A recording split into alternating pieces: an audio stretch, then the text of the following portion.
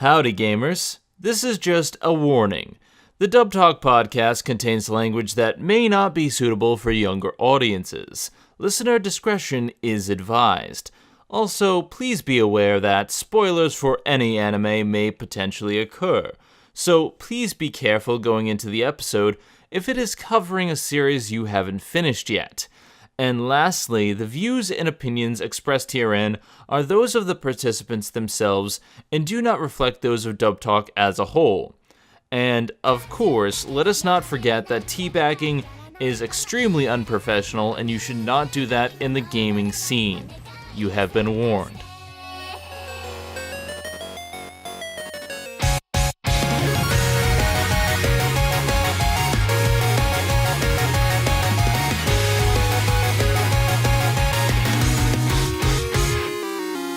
Hello everybody, and welcome back to Dub Talk, the show where we talk about the latest and greatest in anime dubs, and sometimes dub classics when we feel like it. This is a show where we go in-depth and we talk about some of the greatest shows, the most recent shows. Today we're talking about an interesting show that just came out. It's called Gamers. It's about gamers, but before we talk about that, I am joined by my fellow partners. Hi, everybody. My fellow partners in crime. So we are joined by Megan. How's it going, Megan? I need a nap. I've been up since 5:30. It's your own fault. You worked. I had to work. We are also joined by our resident Mom-chan, Lilac. How's it going? Pretty good. I've been on an editing spree on my day off today. God damn, I'm almost done editing the episode that's going up. At least I'm recording this week, and all I have left is the disclaimer. Dear God, please send help. I need sanity in my life. And we are also joined by our wonderful, wonderful ghost host, Gigi. How's it going, Gigi? I drank too much box wine yesterday, so now I'm definitely still hungover. And when I mean yesterday, I really mean Saturday. But she doesn't know her days anymore. I mean, it's ladies' night. What do you expect? Know her days anymore. It's ladies' night, everyone. It's ladies' night. Get your box wine out. Oh, but. Motherfucker, who hosting this? Who are you? And for the first time hosting this wonderful, wonderful podcast, I am your resident best girl, Zenith will rule. How's it going, everybody? This is my first time hosting the show, and it's on Ladies' Night, so this is a perfect example of a show where I can talk about a bunch of different things, because this is Gamers. I do a bunch of gaming shows, and I am a girl, so this is perfect. Wait a second, girls don't play games on the internet. What? I don't like games. Shut up. Why do you think I was seeing if you were interested in hosting? You understand my logic in asking if you wanted to host Ladies' Night this There year. is logic in what you say. You're always wait a second. You just come for the boys? Oh! Fuck me. Who are you, Andrew? We're not even 5 minutes in. We're already with a zinger. This is not a show where you need a poncho, ladies and gentlemen. This is the strangest ladies' night show we've ever done. But there is a reason for it. Yeah. There is a reason for it. So, Zenith, for those who may not know what Gamers is, can you explain to us what the summary of the show would be? Gamers is a show about a group of ragtag people, some of whom are in a gaming club. And it stars this person named Tendo, and for some reason it's a Nintendo reference. But yeah, so Tendo is the president and host of the game club, and what she wants to do is recruit as many people that she deems worthy to the game club as possible. And so she goes and talks to this random person who's buying video games and says, "Hey, I want you to join the game club." And he turns her down.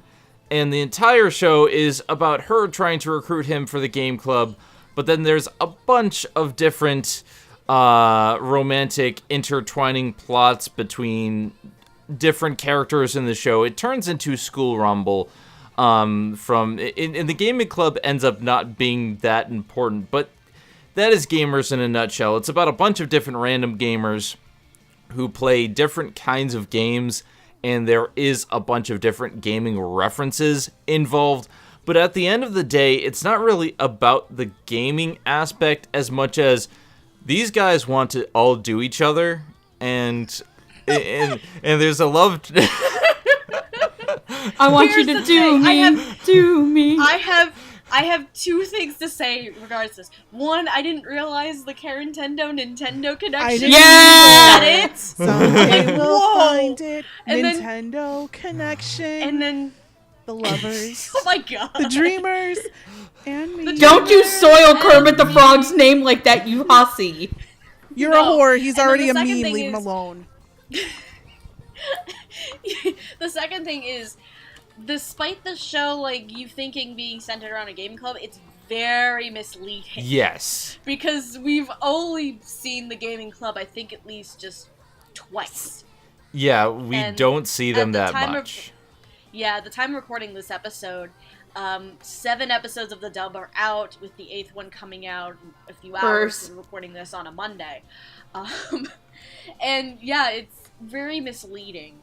But I swear to God, these characters bug me because they don't fucking communicate with each other. These are see, the thing is, this is a classic comedy of errors. And you know what? A It comedy is. of errors It is. can work, because I love, the importance of being earnest or stuff Right. like that, where misunderstandings happen. But these are misunderstandings based on the stupidest examples. And granted, some of them do work.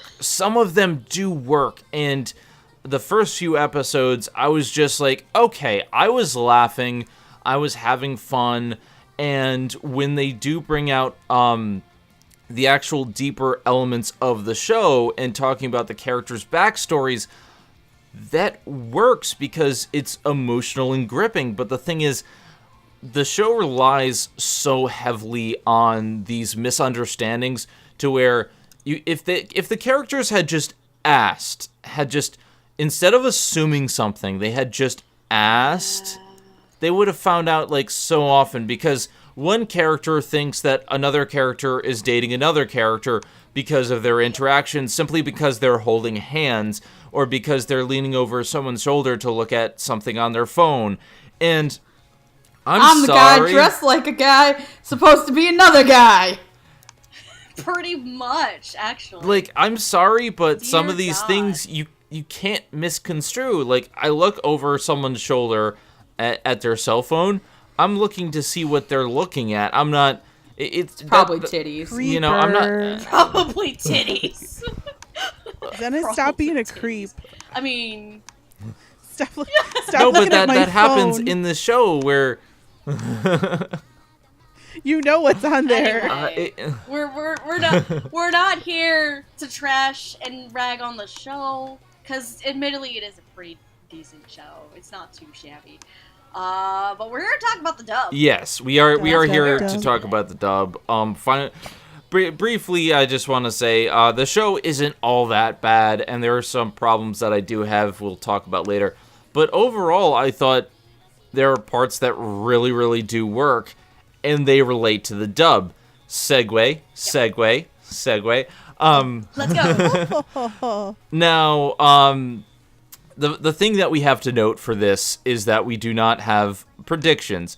Now, No, because pretty much what happened is we saw the casting announcement for this show, and we basically called dibs on calling it a ladies' And night pissed off without half the boys guys. knowing. We pissed off half the guys. I'm sorry. I'm only, I'm There's not. a reason Fuck why you. I'm only in this There for are the two cast. reasons, I think.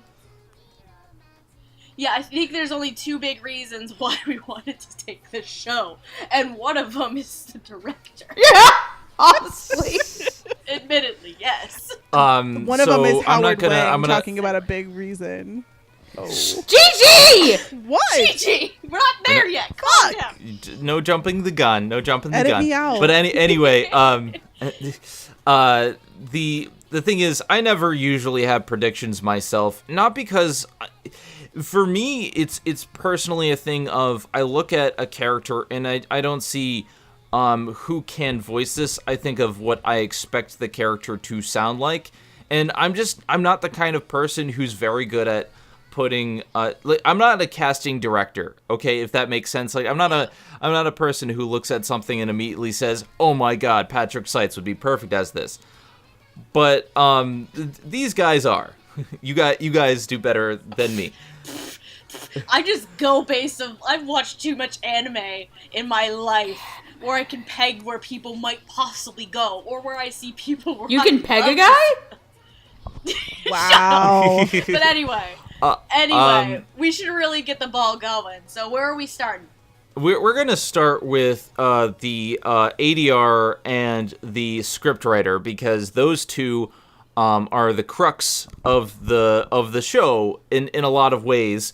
So for ADR we have Kristen McGuire, and for scriptwriter we have Patrick Seitz. Now, if you haven't heard of Patrick Seitz, it's not some random person. You thought it would be some random person, but it was Dio. Okay, you need to Dio with it. Okay. Oh, I got that reference.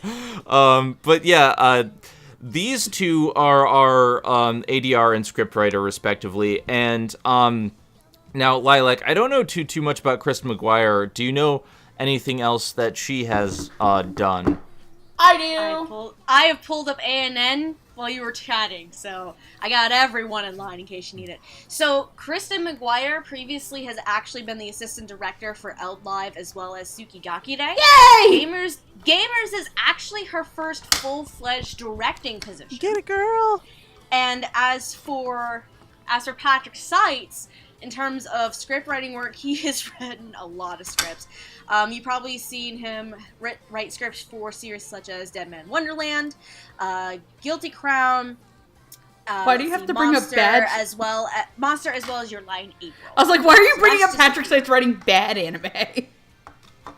I'm just guilty. Picking out things as I go. Shut it.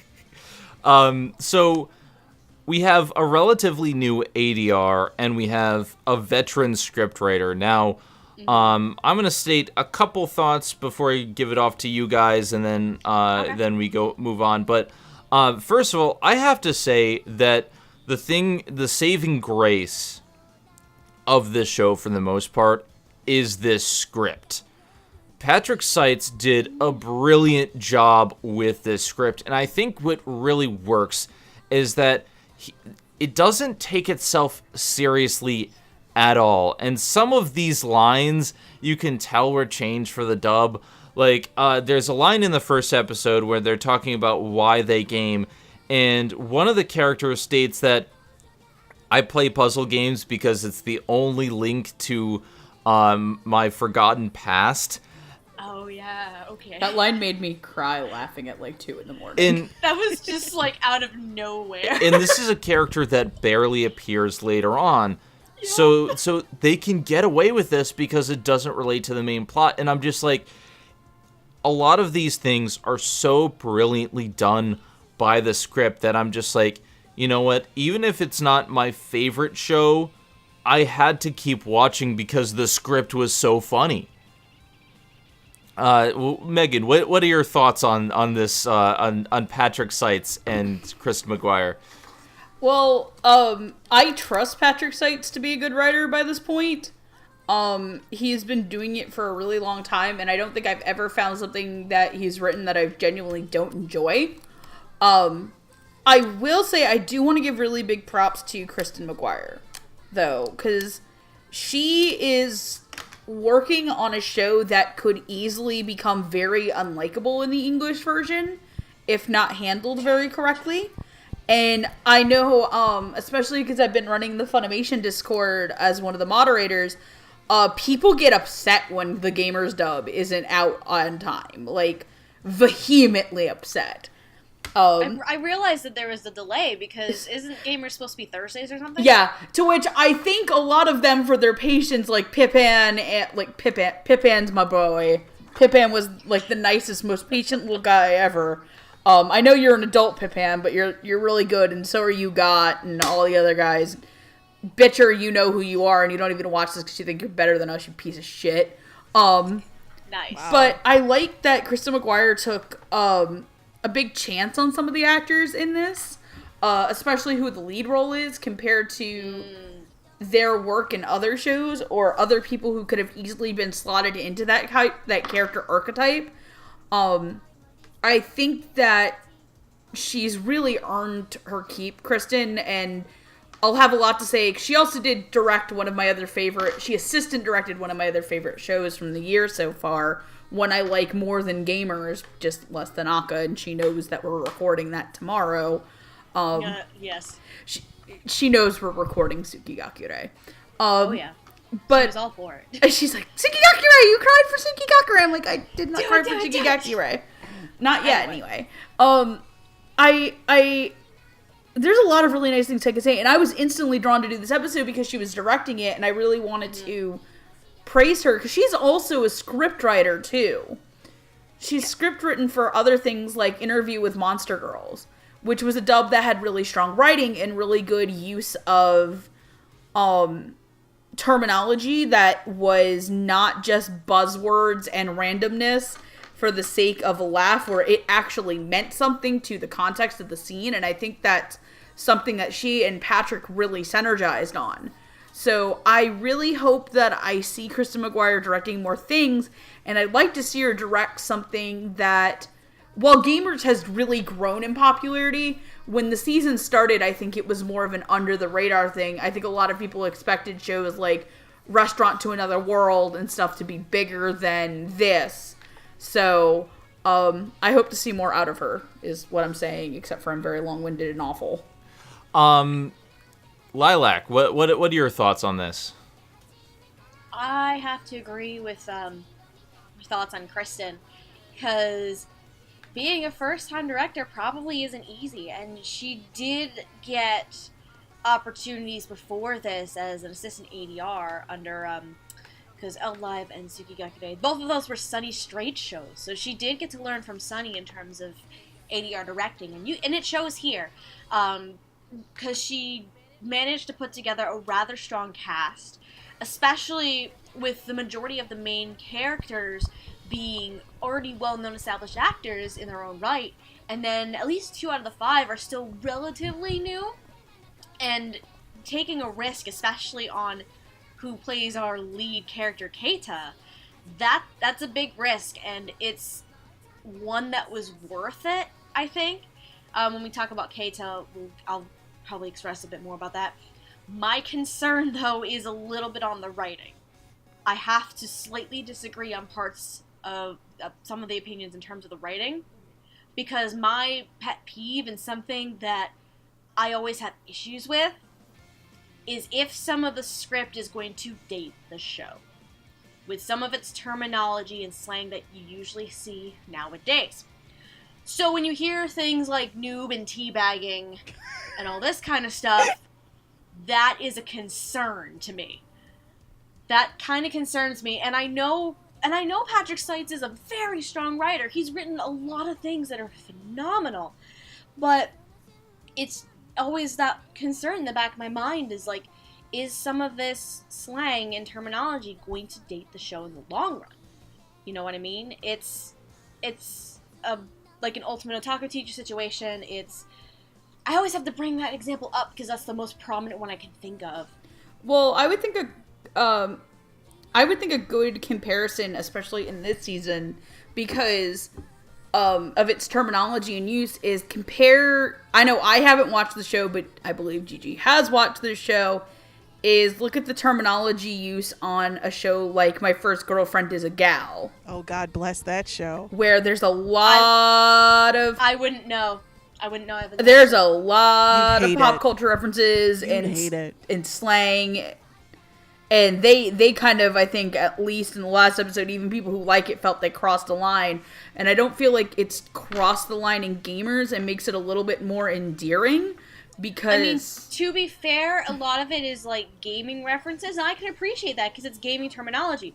My concern is that later on down the line, if that gaming terminology changes, someone comes back to this show and is like, what the hell is teabagging? What is all this stuff you're talking about? That's the concern in my head, you know what I mean? Here's the thing, though. Gigi's laughing her ass off when I say the words teabagging. I feel like Gigi would be that girl.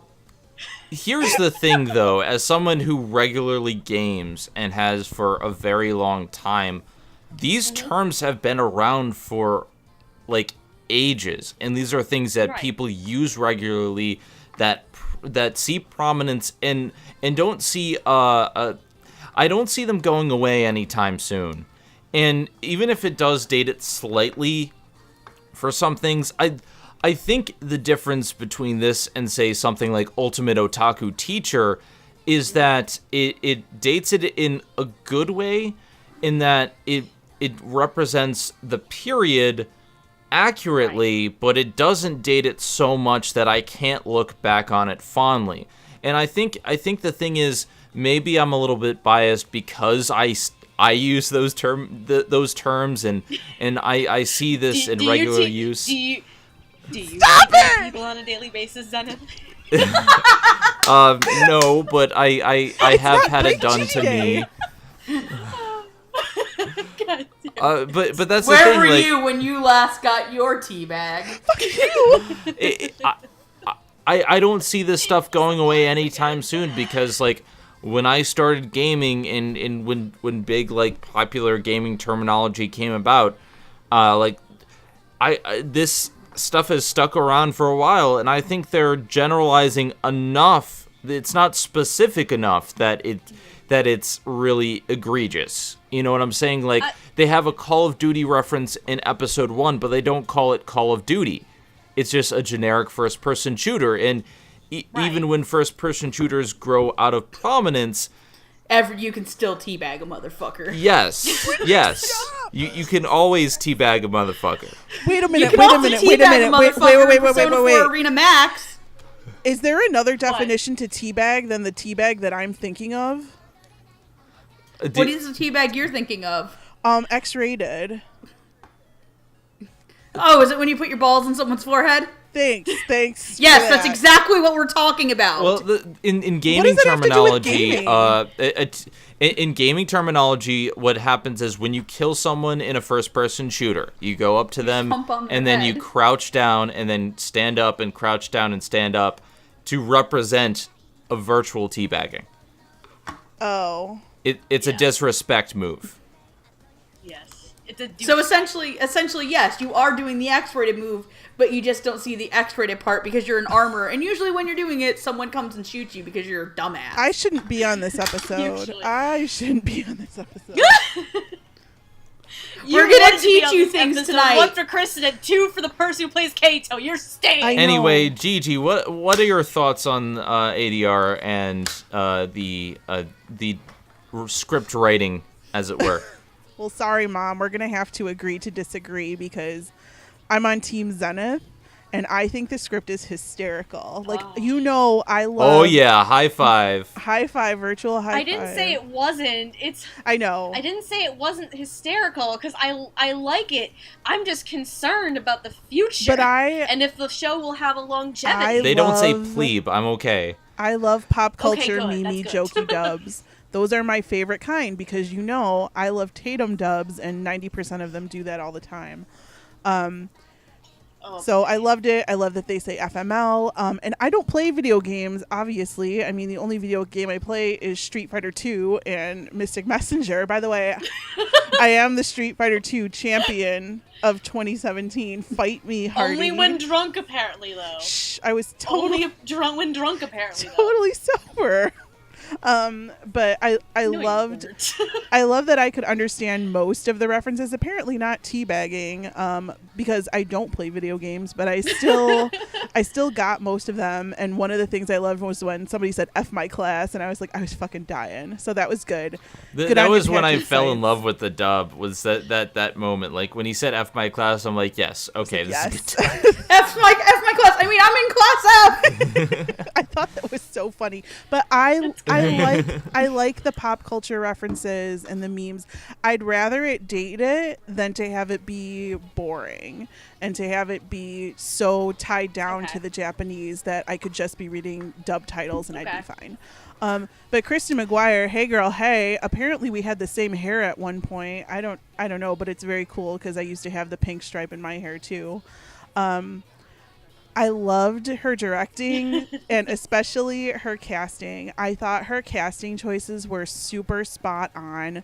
I love the mix of veteran actors and newer talent. And I love the interplay between all the characters because here's my thing about gamers, and I'm going to talk about it later. Y'all can ship who you want to ship. You think that guy goes with this girl or this girl goes with that guy or that guy goes with that guy. You can do that in gamers because of the way how everyone speaks so passionately towards each other.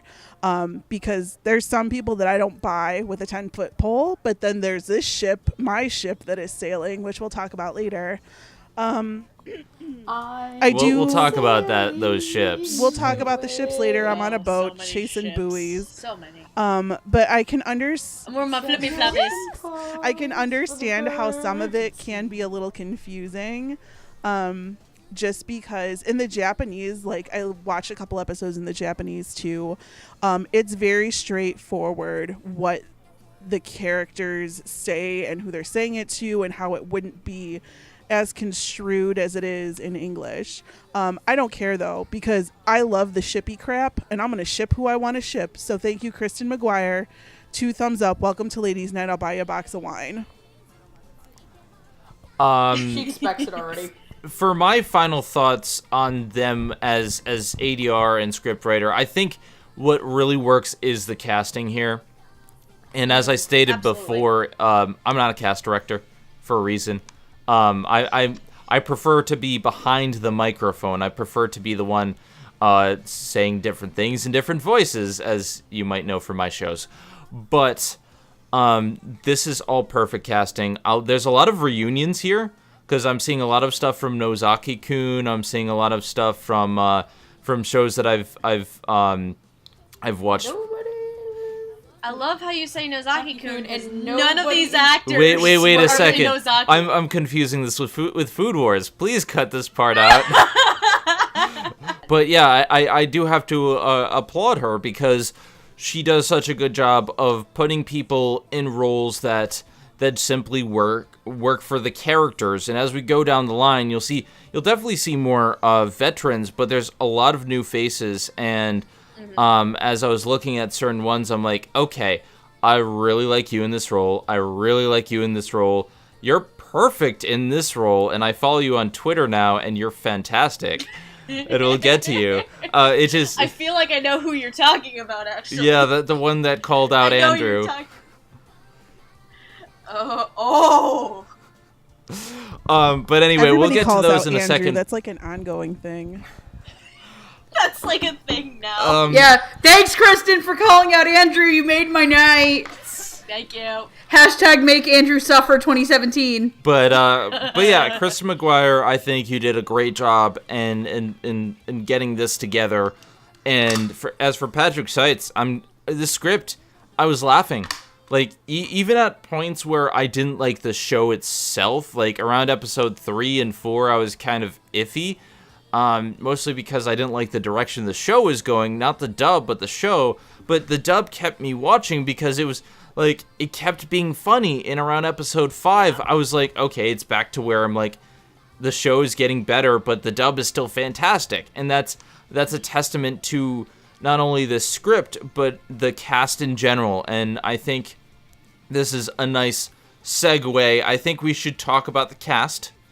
And Yes. so Where are we starting? We're starting with the minor characters because there are people that don't really come around as much, and that's the game club, which is kind of a problem since the show. And the show is very misleading. The show is very It's gonna misleading be because like if you defrag, and it's not at if all you like read the defrag. description that it has on the Funimation website, and I'm going to read this for you.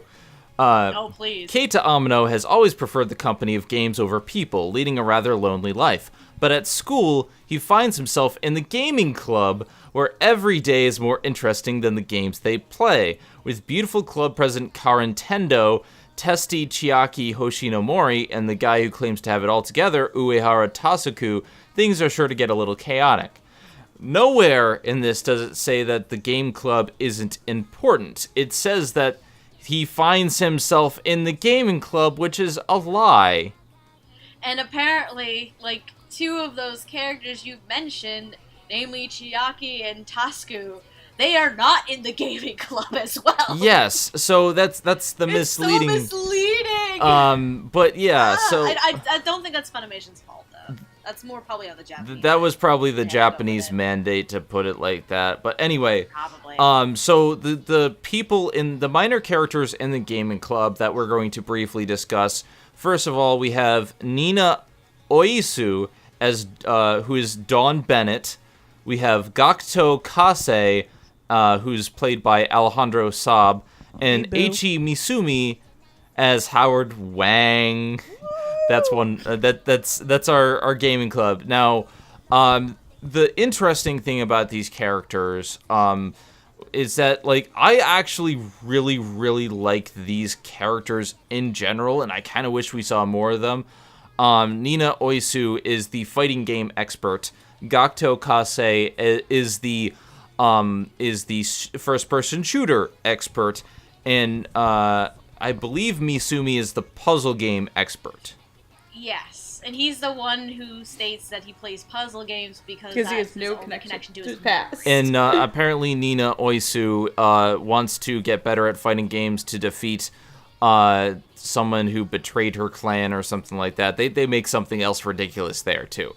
Oh yeah, that's right. So, do you know what other roles these three individuals have done, my dear? Well, I know Alejandro Saab was... I'm testing your knowledge. Alejandro Let's go. Saab was in The Royal Tutor. I know that. As- That is correct. He is Leonhard. Yes, that is Leonhard. Alejandro Saab is my boy, okay?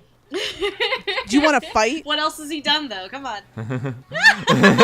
He number 6 He now. was in Kiss Him Not Me. Megan, don't help her. And that's unfortunately as far back as my memory goes. Okay, so a couple other roles Alejandro has done. He's Tomatsu Denki guy in Akiba's Trip the Animation. You did say that he was in Royal Tutor. He's also in, let's see, he is also Igarashi from Kiss Him Not Me, Yeah. as well as Second best boy. Best boy. he as well as what's another one? He's also He's in He's also the lead of My First Nanbaka. Girlfriend is a Gal. Oh yes, he's Uno from Nambaka. My bad. Whoops! How dare we forget that? Dare we forget Uno? A shame on your Gonna punch dishonor you on in the your face now. How dishonor dare I? on your cow. Zenith, do you know any roles that Dawn has been in? I recognize the name, but I don't recognize where I recognize it from, unfortunately. Let's see. Fro remembers. She's Frosh from Fairy Tail. She's Oh, Ritsuka in I Dance never. with Devils. I don't. Froach's best Exceed. Fuck you, fight me. I don't know if another I've gone one that you've far seen? because She's in Grand Magic Games. Aha. Yeah. She is Kiriko Shikishima from Ultimate Otaku Teacher. She's also Ah from Shobai Rock, as well as, where's the name? Ritsuka Tachibana from Dance with Devils. Okay, so I Yeah. recognize the name from Ultimate Otaku Teacher, but back at Ultimate Otaku Teacher, that was my first episode. I didn't know anybody, Yeah. so yeah. You're learning. Yeah. And I'm not even going to ask because you probably have never heard of Howard Wang before, right? No, I haven't heard the name. Okay. So Howard Wang, he actually doesn't have too many credits under his belt. He's still going, he's still growing. But he's Hitoshi Sugoroku from Nanbaka. He's also in Sugumomo as well as Yuri on Ice. Guang Hong. He's the little Chinese kid who has the freaking like James Bond ripoff movie song as his free skate, and it's ball. Anyway, guys. So how do we feel about these three minor characters? I'm gonna start with Mom-chan. What do you think? They exist. That's really it. Dawn Bennett says nothing. I'm gonna correct myself a tiny bit. Alejandro and Dawn exist. Howard Wang has a little bit more to do than the two of them. And I think he's pretty adorable as Misumi. Because he's this nice guy, not really shy, but he can be kind of quiet, but he's rather straightforward at the same time, too. And he does kind of become a bit more of a supportive figure for mostly Tendo. Because, basically, yes. Because I was watching episode 6 and 7 before we recorded this, and he was like, why don't you just, instead of an automated answer that you give all the time, just be open and straight up say how you feel, like lead with your heart. So he gets to be kind of more of an insightful character, and he's rather adorable. Dawn is really quiet, so there's not a lot that she gets to do. Yeah, she doesn't say much. In fact, she doesn't speak until like maybe the second or third episode, and it's like a line, and then she's not there very much. Like in the first episode, she's there, and her only role is to give a gaming controller to the main character. She doesn't say anything. Yep. So there's not a lot to work off of for Dawn, and it's hard to really judge it. Alejandro basically is those asshole gamers you would see online in a first-person shooter, and is a douchebag. But But it works. But it's so good. It works. That's the scary part. No, but the thing is, like, when the moment he like pushes back his glasses and says like, "Let's do this," like, Yep. I love the voice that he uses for his character. And he sounds kind of cocky and a bit of a douchebag, but it really works. He's a charming douchebag, and that's the thing. Oh, he's not fucking charming. I don't like that character at all. Oh, I love him. That's the thing. Like he never he never comes across as too much of an asshole until they really start playing. But here's the thing. I know people like this that get really, really intense when they game. But when he's not gaming, I think Gakuto does a good job of showing another side. But that's just me. There's still not exactly enough for them to really do, though. But there's not enough for any of them to do. There's not enough to really judge them on. Yeah. The only big thing I know is that Howard Wang is adorable, Dawn is quiet as shit, and Alejandro plays a motherfucking douchebag gamer. But I can, and apparently it's Gigi's best boy again. I can relate to him, though, because I have been that guy who sees somebody jumping up and down, looking outside the walls when you're trying to play goddamn first-person shooter. Get on the damn point. Get on the damn point. You had one job, Amano, and it was you to had shoot one fucking job. shit. You had one job. You had one job. So I can relate to that, even though I'm not a competitive gamer. I can relate to it. Oh, God. Still, yeah, overall, there's not really much for them to really judge on. So. Yeah, there's not enough. But they are good. They're pretty good. Megan, I'm sorry, what do you think?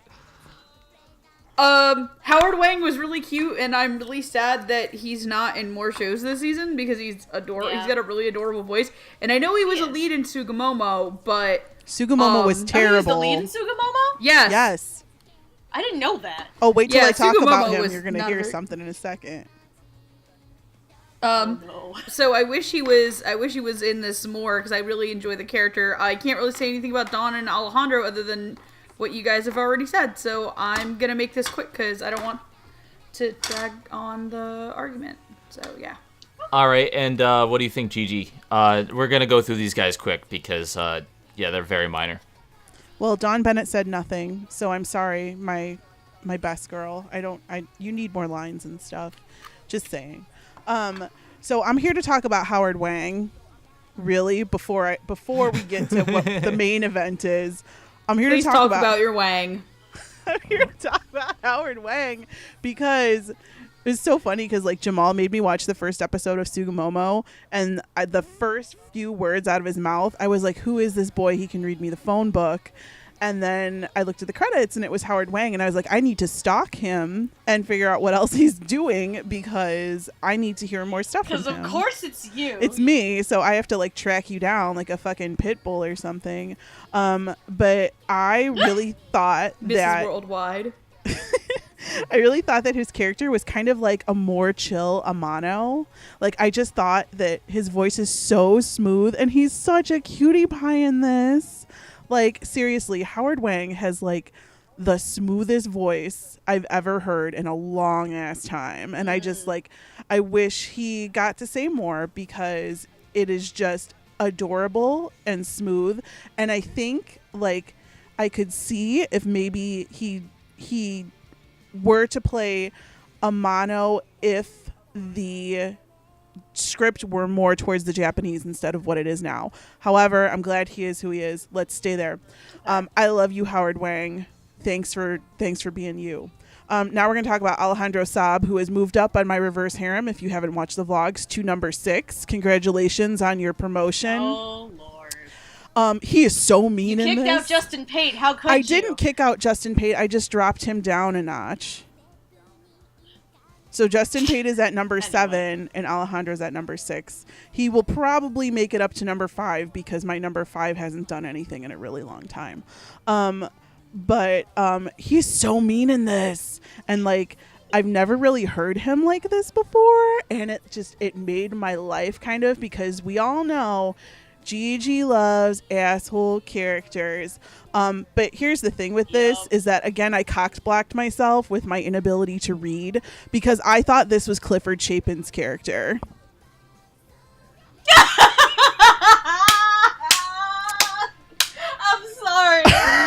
I'm sorry. And I was like, hilarious. I had to read the fucking press release again, and I was like, what? And then I rewatched the first episode, and I was like, I'm fucked up, guys. it still doesn't sound like Alejandro Saab, but I'm going to take it, and I'm going to run with it, and I'm going to hate my life for a good 20 minutes. I'm gonna let it teabag me. Save that for the game room. Save that for the game room. Save that for the game room, Megan. Come on now. Is that where you like to get dirty? Oh, whoa. I'm done. I mean, you've got a joystick right there. Anyway, Damn it. anyway, Bless you, Alejandro Saab, for making different voices, because I think he really needs more credit. Because, like, he is doing so well with his leading man status now, and then he's also, like, doing all these different character voices on the side. So I'm really glad that he's moving on up in the Funimation world. So good on you, boo. Yeah. I like these three. They don't get enough to do. Sorry, Dawn. You really don't get a lot of lines. I really liked Howard Wang, but I think Alejandro Saab was a standout out of these three because from the moment he opened his mouth, I thought it fit perfectly with the character. And, I liked him. I felt the connection. Like, it was from one gamer bro to another. I understood. It was a good job. Moving on. Next we have one of the more prominent female characters, one who I loved from the instant that she appeared on screen. We're talking about Chiaki Hoshinomori, who is played by Marissa Lenti. Now, happy birthday, Marissa Lenti! Happy birthday! Woo-hoo! And I'm gonna let you guys. We're recording this on her birthday, yeah. I'm gonna let you guys go first because I have a couple things that I want to say. Very, very positive things. But let's start with you, Gigi. What did you think? Well, Who the fuck Marissa Lenti play? Oh, about to fuck. say, do you have any knowledge of Marissa Lenti roles, my dear? This is the character who I only character. This is the Characters, yes. It's okay. This is the voice actor that I only just started following on Twitter, so I'm not very familiar with... I thought you were talking about someone else. I thought you were talking about Cliff Chambers. No, I'm not very familiar with Marissa Lenti's work, but as soon as I started watching the show and tweeting about the character, I started following her on Twitter, and So. Okay, so for a few other roles that Marissa Lenti has done, she is Momoko, the warden in Nanbaka. Basically And me. the cat. And the cat.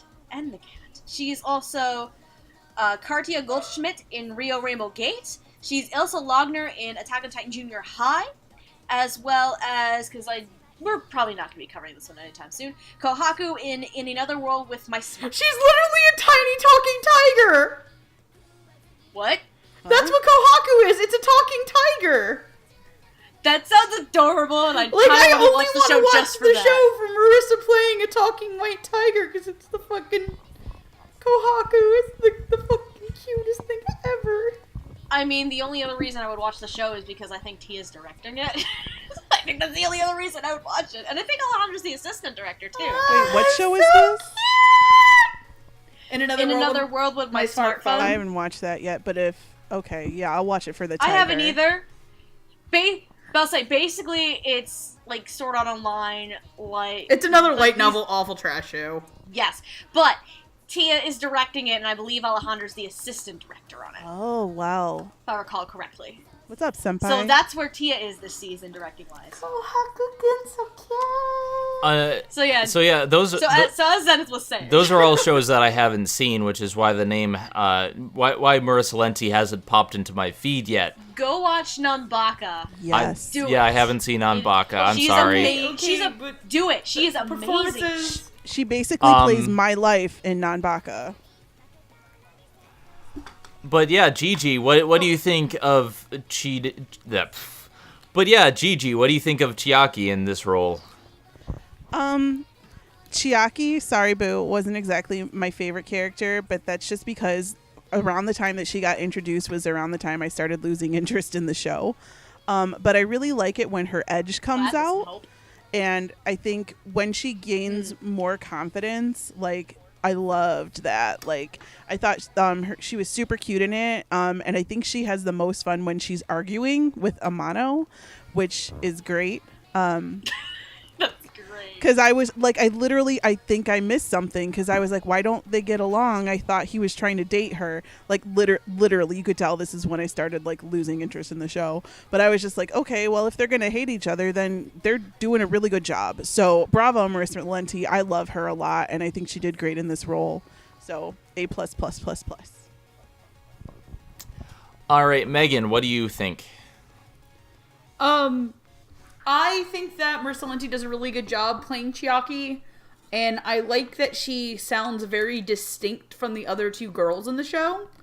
Yes. Sometimes when you get a show with a lot of girls and romantic stuff, some of them tend to sound very similar to each other, and I like that Chiaki's voice seemed a little bit more deeper than the other two girls, because Aguri is like up here! And Tendo is, like, right here. And Chiaki is kind of more down here.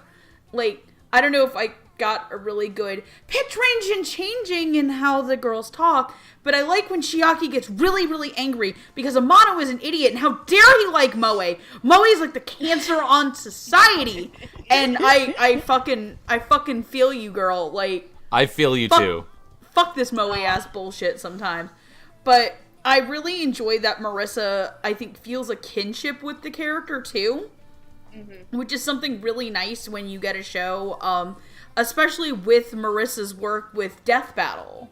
Because she is the voice director and she's put together a lot of that, like how Chiaki puts together her independent projects.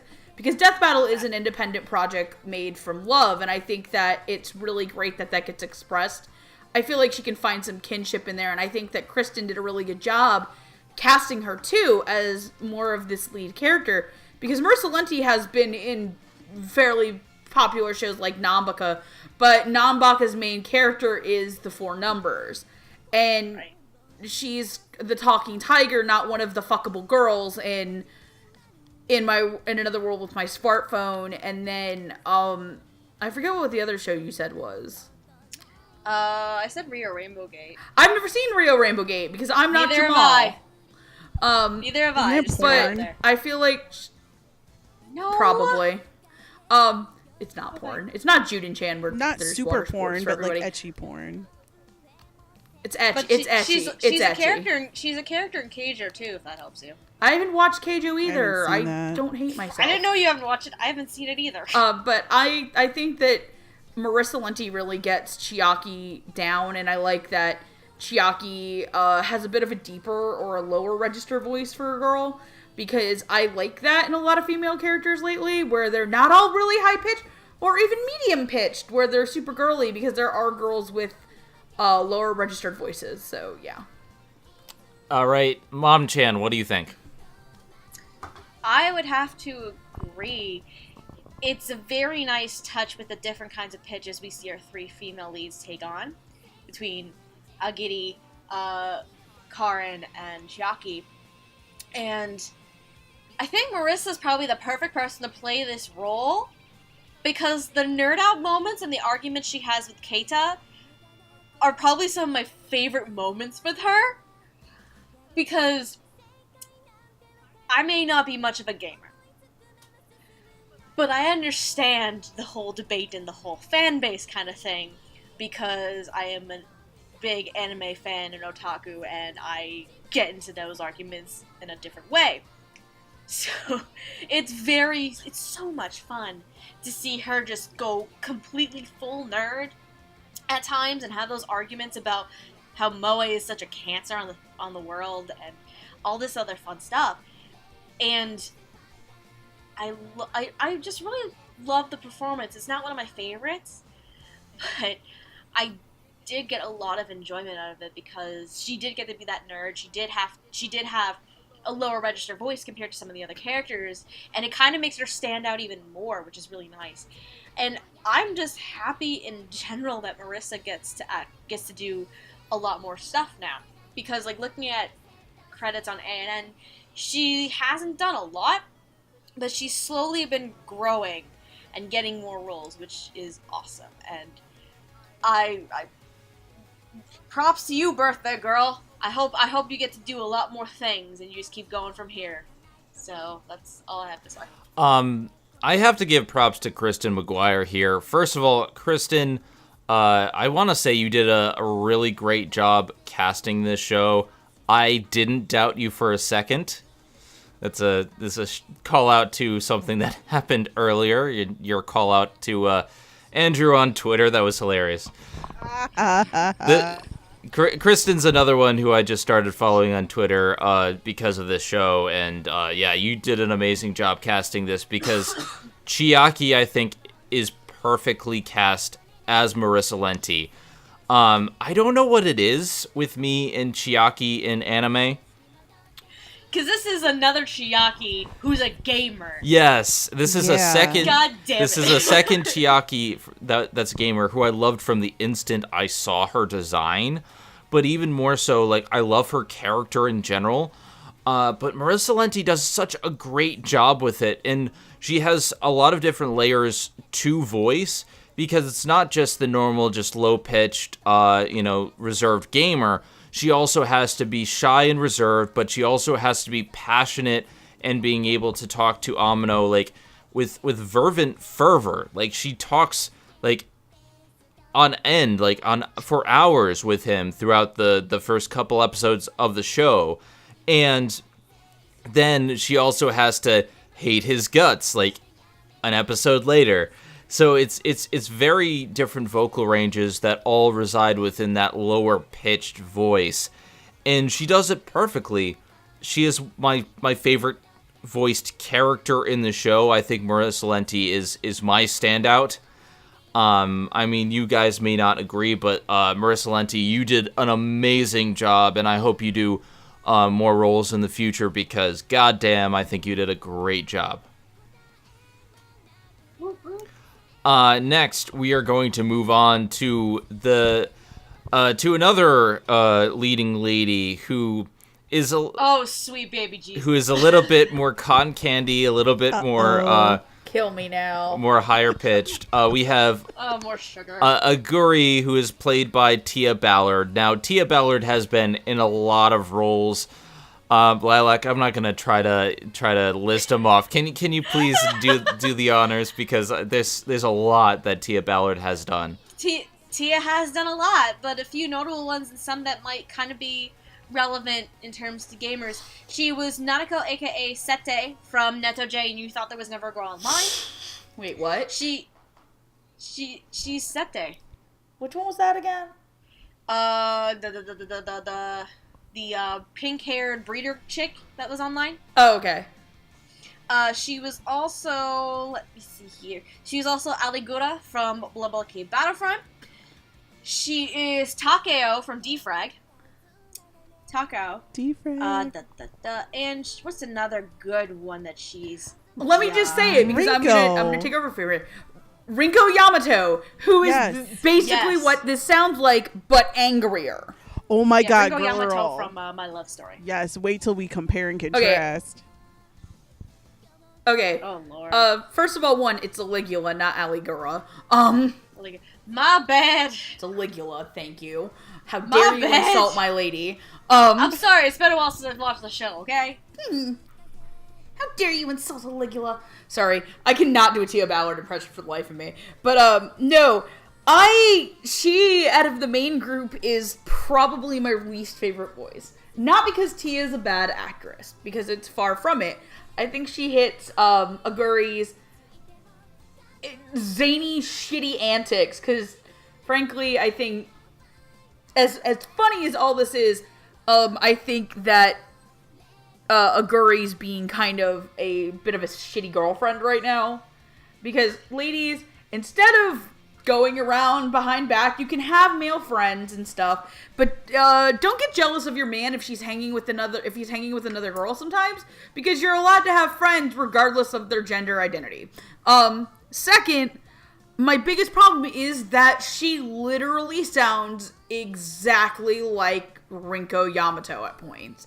Like, if I was somebody who, especially because I came off watching My Love Story very close to when I watched Gamers, she is a Rinko Yamato that gets to express more emotions, but not 100% in a good way. I think the casting is really good choice, because I don't think I could have found another person to play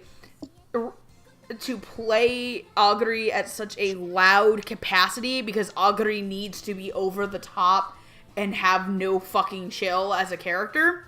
But I also wish that she put a little bit of difference in it from Rinko Yamato, because they do sound almost identical at times.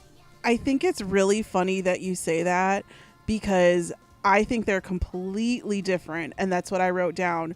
Rinko, super cute little girl, not annoying. This girl, what's her name? Aguri, super annoying. Yeah. Like, that's what I mean. She's like, she reminds me, the tone sounds a lot like Rinko Yamato. I'm not saying their personalities are the same.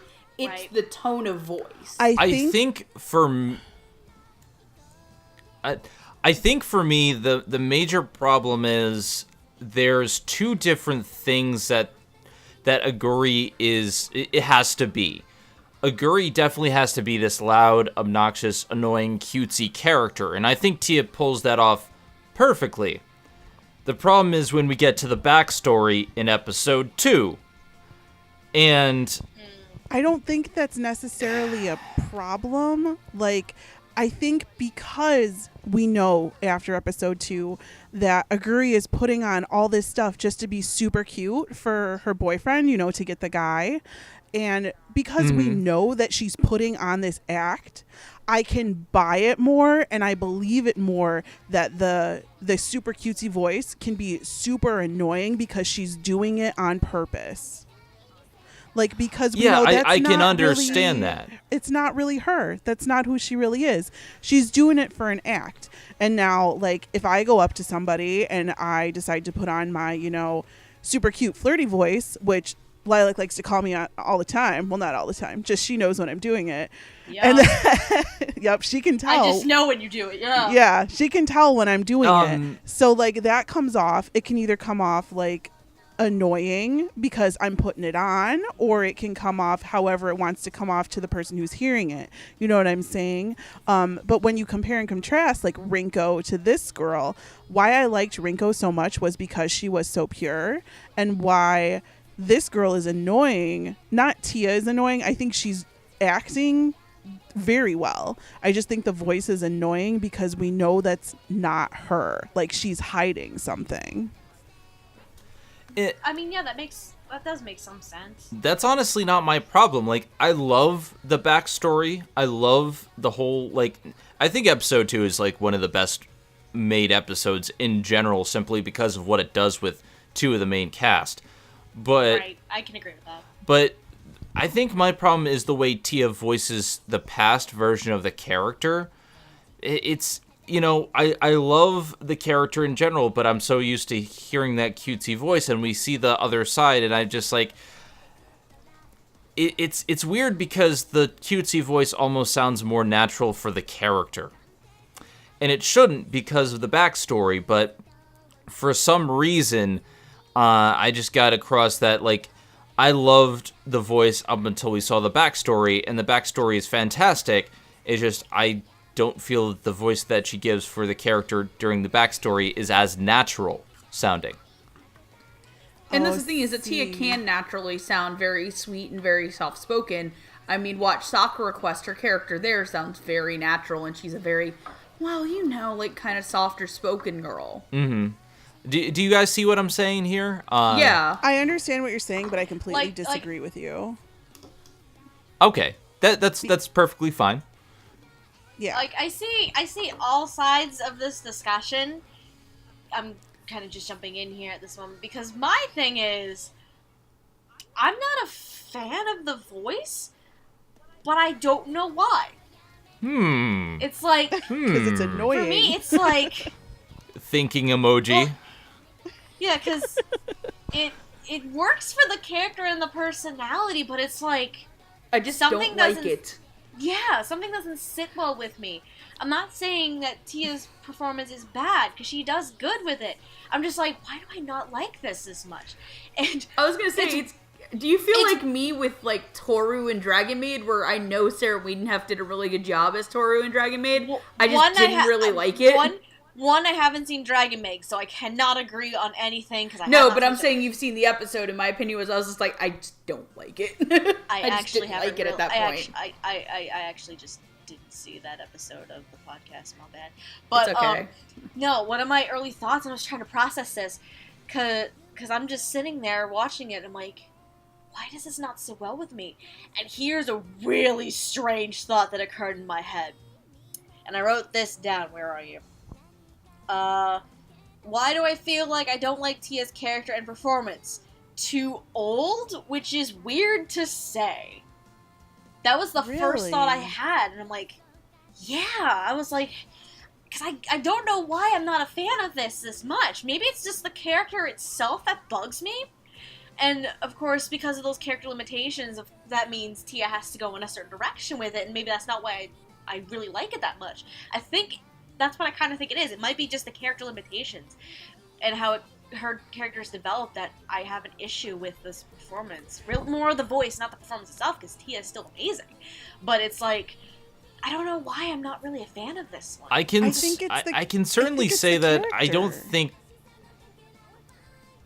I kind of think it is. I can certainly say that the voice... The performance in general isn't Tia's best. I honestly... No, it's not. I unfortunately think this is one of the weaker performances of the show. Not because of Tia. I think part of it is the character, and I think part of it is that we see this backstory, and then afterwards it's completely gone from that point onwards. And I feel like if they were going to do that, they should have kept that backstory till, like, near the end, because then we wouldn't be constantly thinking about the past version of her. I don't know.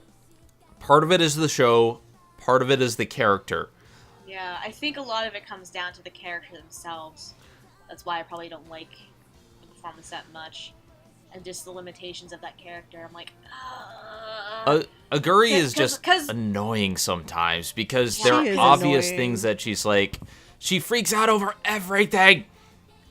Again, these characters are dumb as a bag of rocks sometimes. And Aguri is one of those who is like, he's cheating on me. Bitch, no, he's not. Just because they're in the same room. Talk to him. He's in a club room with 3 other people, one of which is a guy, and you start thinking this. Now, I think a funny misunderstanding is when Chiaki thinks that the 2 characters are having a gay moment. That's funny. That was a good one. When Aguri looks in a room full of 3 people, and then the whole anime. Yeah, but when Aguri looks in a room and sees 3 people, 2 of which she thinks are automatically dating because they're talking, it's just, girl, did you lose some brain cells when you bleached your hair? Yes. No, who was it? It was one of us 4 who was like, I just want to see... That was me. Tasuku and Keita. It was you! I was like, I just want the 2 of those guys to get together and just make out. We'll get to it. We'll get to the ship that's sailing. What? We'll get to the ship that's sailing. But I do want to say that I really love Aguri's relationship with Amano. I think when the 2 of them are talking, it is Tia at her best. Yes. Like, I think when the 2 of them interact with each other, that's the real Aguri. And that I don't find is annoying. But the Aguri that's with what's-his-fuck the boyfriend, and the Aguri that's in the past, I just... You put them together, and it's an annoying character. But I feel that that's why Tia's making the voice be so... not pleasant to listen to. I don't know. I really like what she's doing with it because I see where her acting is going. I just personally, you know me, how I have weird things with characters and voices sometimes, but I really like what she's doing acting wise. It just, I don't like this character or the voice that's coming out of her mouth. I can't agree with that. When she's with Amano, she does a very natural job. Anyway, let's move on to our 3 lead characters, starting the fucking boyfriend. Starting, of course, with Tasuku Uehara, also known as Clueless motherfucker. No, not Clueless motherfucker. The fucking troll of the century. Yes, because he's pitting everyone against each other, and I love it so much.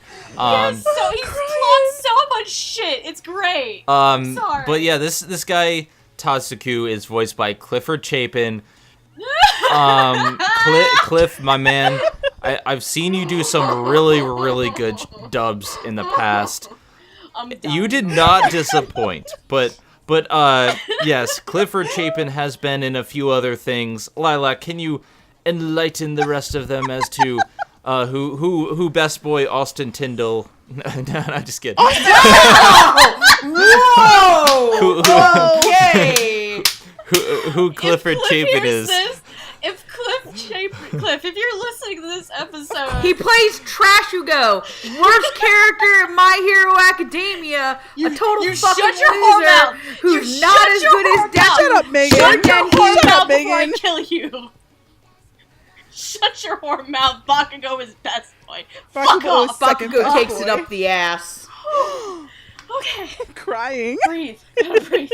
But yeah, what else does Clifford Chapin play? Because Cliff is a longtime friend of the show. We love you, Cliff. First we of joke all, because we love He you. plays the guy in Attack on Titan whose mom raises the roof, Connie Stringer. Can I just... Stop. I'm like, hold on. You sure you don't want to guess anything? Because Cliff has been around for a while, and I feel like you would have heard him somewhere. I have heard him like in a lot of places. The problem is my brain cannot remember things. Okay, fine. My memory. So yeah, he's Katsuki Bakugo from My Hero Academia. He's Worst Connie boy Stringer from Attack on Titan. He is also where am I looking at? He's the main dude in Sir God Vamp. damn. The duck guy, Ahiru, Mahiru. He is, he's Fujisaki from Noragami Arigato. Fuck that guy! He's Mahiru in Survamp. He's Mihaya from Snow with the Red Hair. He's also, Hide in Tokyo Ghoul. Okay, so that's... And Yoon from Yoon of the Dawn. He's Best Hide. human. Best human. The best boy you ever played was Hide, and I will fight for that. Clifford Chapin as Hide is one of the best roles. But we're not talking about that right now. Yeah, anyway. So let's start off with Megan. Megan, what do you think of Cliff as the ultimate troll? Well, I guess he has to practice here if he can't troll anybody in real life. Yeah, he does like to troll us in real life, doesn't he? He can't troll me if he can't see me. He trolls everyone. Go to bed, Cliff. Go the fuck to sleep. Go to bed. Fuck to sleep. No, but honestly, he's probably my favorite performance in the show. Because he gets to be very sweet and very genuine at points, but he is also a dick. Like, whenever he does the smug, oh yeah, I know, I totally got this in the bag, what a bunch of noobs, like that type of shit. I'm pretty sure that Cliff is not actually acting, that's actually just Clifford being himself, but what am I kidding? Cliff's a great guy, except for when he makes me upset about Tokyo Ghoul. I still remember that night, that morning in August with you and Tendo, you motherfucker! Oh no. It wasn't a gay moment, get your heads out of the gutters. But no, one of the things I really liked was in episode 2 when he realized that Aguri was the girl he gave the cat stuffed animal to, and he proceeds to flip and lose his shit. He's like, oh god, that was her, and then his reaction to nearly getting killed by Amano. Like, can we talk about the fact that Amano fucking almost Batmaned him over a highway overpass? Like, he almost threw him into the street. That's some Death Note level bullshit. That was the point before Where they are the made out. drugs going? Where are the drugs? Give me the drug! Where is she? Where's Rachel? I'm not the hero we deserve. I'm the hero we need right now. Oh my god. Tasuku has some of the best moments in the show, and while I think Marissa Lenti was the standout, I think I can definitely agree that Clifford Chapin as Tasuku was simply fantastic. One of my favorite roles in this dub, maybe the top, because he has those moments, and when he's able to really transition between this douchebag character who acts all high and mighty a lot of the time to those serious moments when he reflects on his past and when he like you said, when he realizes that she was the one he gave the cat toy, and he breaks down. Cliff, oh my god, my man, Cliff. Yeah, because here's a key part with Tasuku's character. I think it was middle school. He actually used to be very nerdy and quiet. Tasuku was very nerdy and quiet, and he would get picked on. So he decided to just change himself, throw out all the nerd stuff, and then just become this cool kind of guy, cool popular kid. And with Aguri, the whole reason why he freaks out with her, realizing that she liked him even way back, she liked him, after giving her, the stuffed cat, he was a nerd at that point. And the fact that Aguri liked him when he was a nerd scares the ever-loving shit out of him. And he has these great freak out moments, but the best freak out is when he goes completely nuts to Amano, and it's before Amano Batmans him, but he's just you think right you before have they it make easy, out. yeah. No, the best freak out I saw from him. I don't know if you guys saw, what was it, episode 6? I've only gotten to stopped episode at 5. Okay, so kind of what ended up I have happening. seen 6, but it's been a while. Okay, so Keita wants to talk to Tendo and essentially ask if they want to be friends or something. So what Uehara decides to do is make this a huge fucking scene by spreading rumors about it, so that way everybody witnesses hey, that this guy actually kind of likes Tendo. He doesn't like my girlfriend, my girlfriend, I'm not cheating on my girlfriend, and I need to know if she's cheating on me or not. Again, stupid misunderstanding. And before that happens, before that meetup happens in the classroom, here's Tasuku. And it's actually a really great scene for Clifford, Tia, and Marissa. Because each of them are just sitting at their desks, like, going through these different scenarios in their heads of what could happen. And Cliff in particular just, like, loses his ever-loving mind. It is, like, and laughing maniacally like a crazy motherfucker. It's like, whoa! Because I didn't know he had it in him. Not only as a goddamn troll, but a maniacal little bastard. Because my thing is, I wrote 2 different notes while I was watching the show. So the first one I wrote down was like, is Cliff playing a complete dickwad? Okay, cool, he fits the cocky a-hole well. And then, I think later on in the same episode, because I think it was episode 2 or 3, I'm like, okay, maybe Cliff isn't as much of a dickwad, ... more like a troll. And that's basically Tasuku's character in a nutshell. He's a goddamn troll who's a scheming, conniving little shit. And I think that Cliff pulls that off very, very well. And I just love it. It's certainly one of my favorite performances of the show, if anything, because he is that maniacal bastard. Yeah, he's able to really do both of those things well, but I just love the deep moments that he has as a character, and yeah. I think he does a great job. Gigi, you haven't gotten a chance to say much. What do you think of Trollman? I'm on my boat right now. I have a life jacket on because I can't swim. The ship is sailing. The ship is you sailing. Got your I got my flippy floppies, yes. I'm chasing dolphins in the sea because the best ship in this anime is Tasuku / Amano. The only ship in this anime is Tasuku / Amano. I like to call it Yuri on Games because that's about what this anime was to me. Seriously. I fully support this ship 100%. My ship is sailing. Is amazing. My ship is sailing. I gotta give mad props again to Kristen McGuire for letting these dudes do what they want because they have the best chemistry in the entire show. None of the romantic supposed pairings make any sense to me because the only one that makes sense is Amano / Tasuku. I'm writing fan fiction in my head right now. Are you playing the seal music in your fucking head?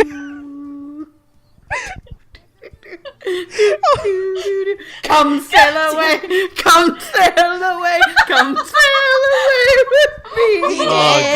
Oh god. How did you know? I went on for like a decent part of Styx's "Come Sail Away." I'm Damn. on a boat. No, I I'm can't on a heard boat. you. I heard you I just singing in the can't hear background. you. I just couldn't tell what it was. I can't. Oh my god. That doesn't sound like Come Sail Away at all. Anyways, so my favorite moments from Tasuku were the ones where he wasn't being an asshole. Those were my favorite ones.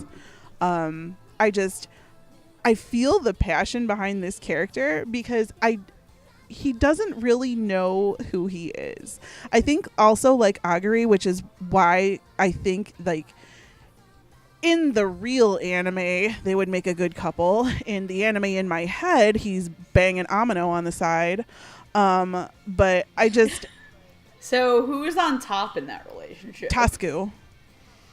No Are you no sure? hesitation. Are you really sure about that? I am In rare 100% occasions, positive. they'll Batman each other.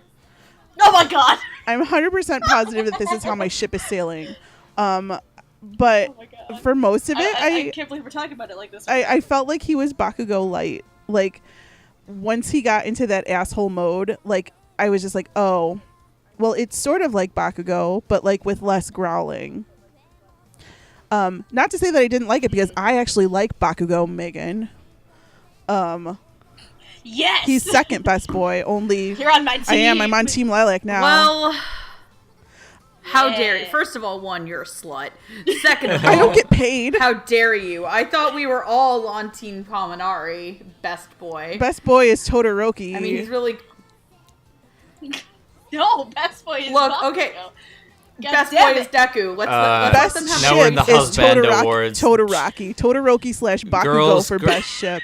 Girls, Dude, girls, could you girls. imagine- All those Oh guys god, are oh pretty. god, I'm imagining really No. weird things I with have those boys to- I and have can't. to They're hear- too good. Hold on. I kind of am curious now. Zenith, have you been watching My Hero? I have only seen season 1. Who is your... That's Spoilers. still plenty. Who is your best boy? I'm curious. Um, I have to ask. best boy is the guy with the rocket-powered boots. Ida? Ida? Oh, Ida! Yeah. Okay. Now, best girl, that's a toss-up for me because I love Pinky, but Ina. Oh. I also really, really love several other girls, so everyone's there's best no girl. wrong... everyone's best girl. There's no wrong answer. See, They're we're all shipping. best girl. We're shipping. Anyway, back in the back. gamers episode, and we're talking about My Hero Academia. Anyways, back to Cliff. Well, I was curious because we're arguing. I know, but right? in terms of shipping, I ship Chiaki with Amano simply because they're so cute together. But that's me. That's me. I mean, I kind of like Gigi's ship and where it's going. when you got to the Kinda like bridge, G-ship. the bridge of truth, as I like to call it, and you saw the two of them get in each other's faces, you can't tell me that at one point you didn't think one of them was going to pull on the tie and they were going to make out. Like, just the chemistry between the two of them is so triangle good. or a love square when you can just be polyamorous? I agree with this. I agree. Damn it. Because otherwise we It's couldn't an have equal ship oppor- wars. It should In be. closing, It should be an equal opportunity game club. You know. Well, all that aside, What are you do? What is that noise in the background? Hold on. I don't know. Someone's playing something in the background. God damn it, Megan. God fucking damn it, you better I guys. used to Stop be that able on to this do video. that This like is gonna Eric get Cartman. flagged. I'm gonna Like- stop that before we get a copyright Copyright. strike. This is the best. Copyright strike. Stop it. This is the best ladies' night episode. Anyway. As of now, yes. Because Anyway, we have let's wrap up. Anyway, let's move on. Let's move on to the next characters. I think we could all agree that. I think we can all agree that Tasuku did an amazing job. Strike that, reverse it. I think we can all agree that Clifford Chapin did an amazing job as absolutely. Tasuku. motherfucking troll. Did a great job. Let's move on to Karin Tendo, who's played by Brittany Karbowski. And I want to start us off, after we say some of the other roles that Brittany has been in, I want to start us off because I have something that I want to say about this character in general. I don't know too much about Brittany Karbowski because I believe she's a new name. Are you joking? What? She is my wife. Really? She is my number one no. OG voice actress wife. No! Okay.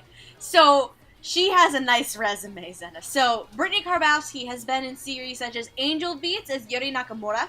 She has also... Fuck. Yeah! You fucked up. I done fucked up. So- Can I start again? Nope. No. No, we're going with the ship. We're taking it and running with it. She's also been...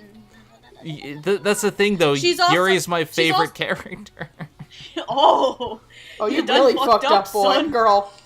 She's also Black Star in Soul Eater, as well as Migi and Parasite.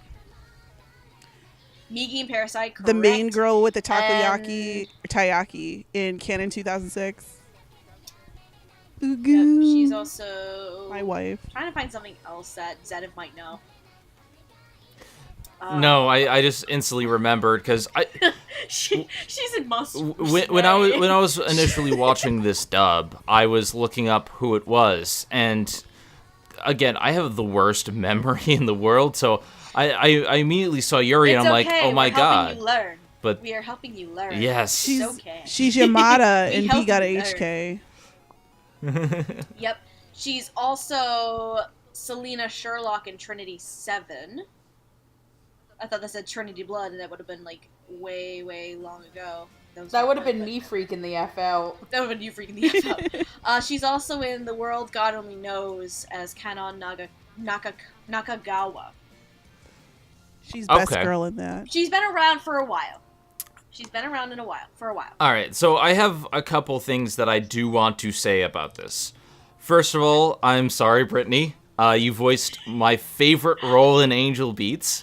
So, this is coming from a place of love. I think you're a fantastic voice actress.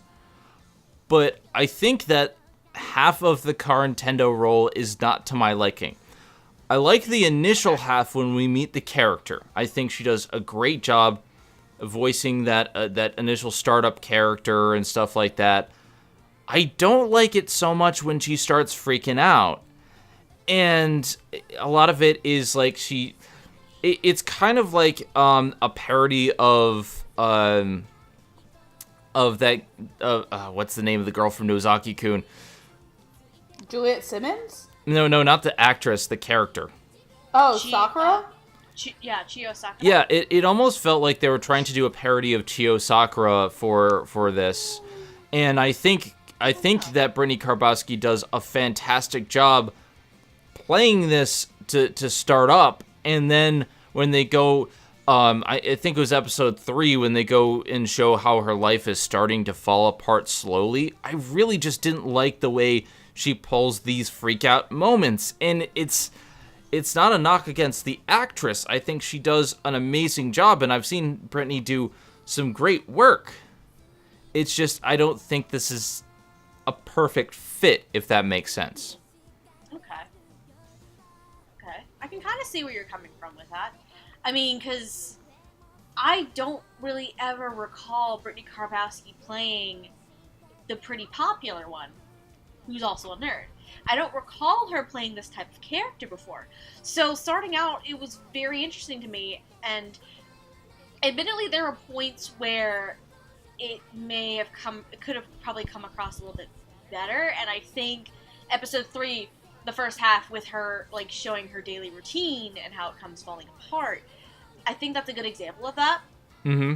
But she kind of starts, I think, because you haven't seen episode 6 or 7 yet, she kind of brings it back around a little bit, and because those freak out moments they're still kind of there, but they also become less and less because she's starting to learn how to open up, like, naturally, rather than just be this guarded wall with these stereotypical, like, these answers that she's trained herself to do. And I think it's growing on me a lot more now. Now that we have, because spoilers for the people who haven't seen episode 6 and 7, Amano, instead of asking to be her friend, accidentally asks her out. Oh no! And they become boyfriend girlfriend. What? That's not canon. Here's it is now, bitch. Here's my thing. I think part of my problem lies with the character itself, and episode 5 did a lot to alleviate my problems with this character, because episode 3 and 4, she's just pretty much stalking him and drooling 95% of the time, and I really didn't like that. Stuff was I can agree that some of that part was, like, off-putting, but yeah, I think the character's starting to come around a bit more, and that kind of gives Brittany a chance to kind of come back around a little bit too, because I think a good amount of that problem area was the character itself and not necessarily Brittany. Yeah, I don't think it's Brittany. And again, it's not the voice actress. I think a lot of it is the material that she had to work with. And again, great actress. I just didn't like, especially the start of episode 3 was where I started to be like, I don't like this particular role for her because of that dynamic. Anyway, Lilac, what do you think? That was me the whole time, you ding-dong. Well, I know, but I didn't know if you had any more to say. No, I mean, I basically can agree with you. Brittany's Karen Tendo was pretty 50-50. Like, in the beginning, I liked it. Then, like, episodes 3 and 4, where Karen's life is falling apart and she becomes, like, stalkerish to Keita, I wasn't as much of a fan.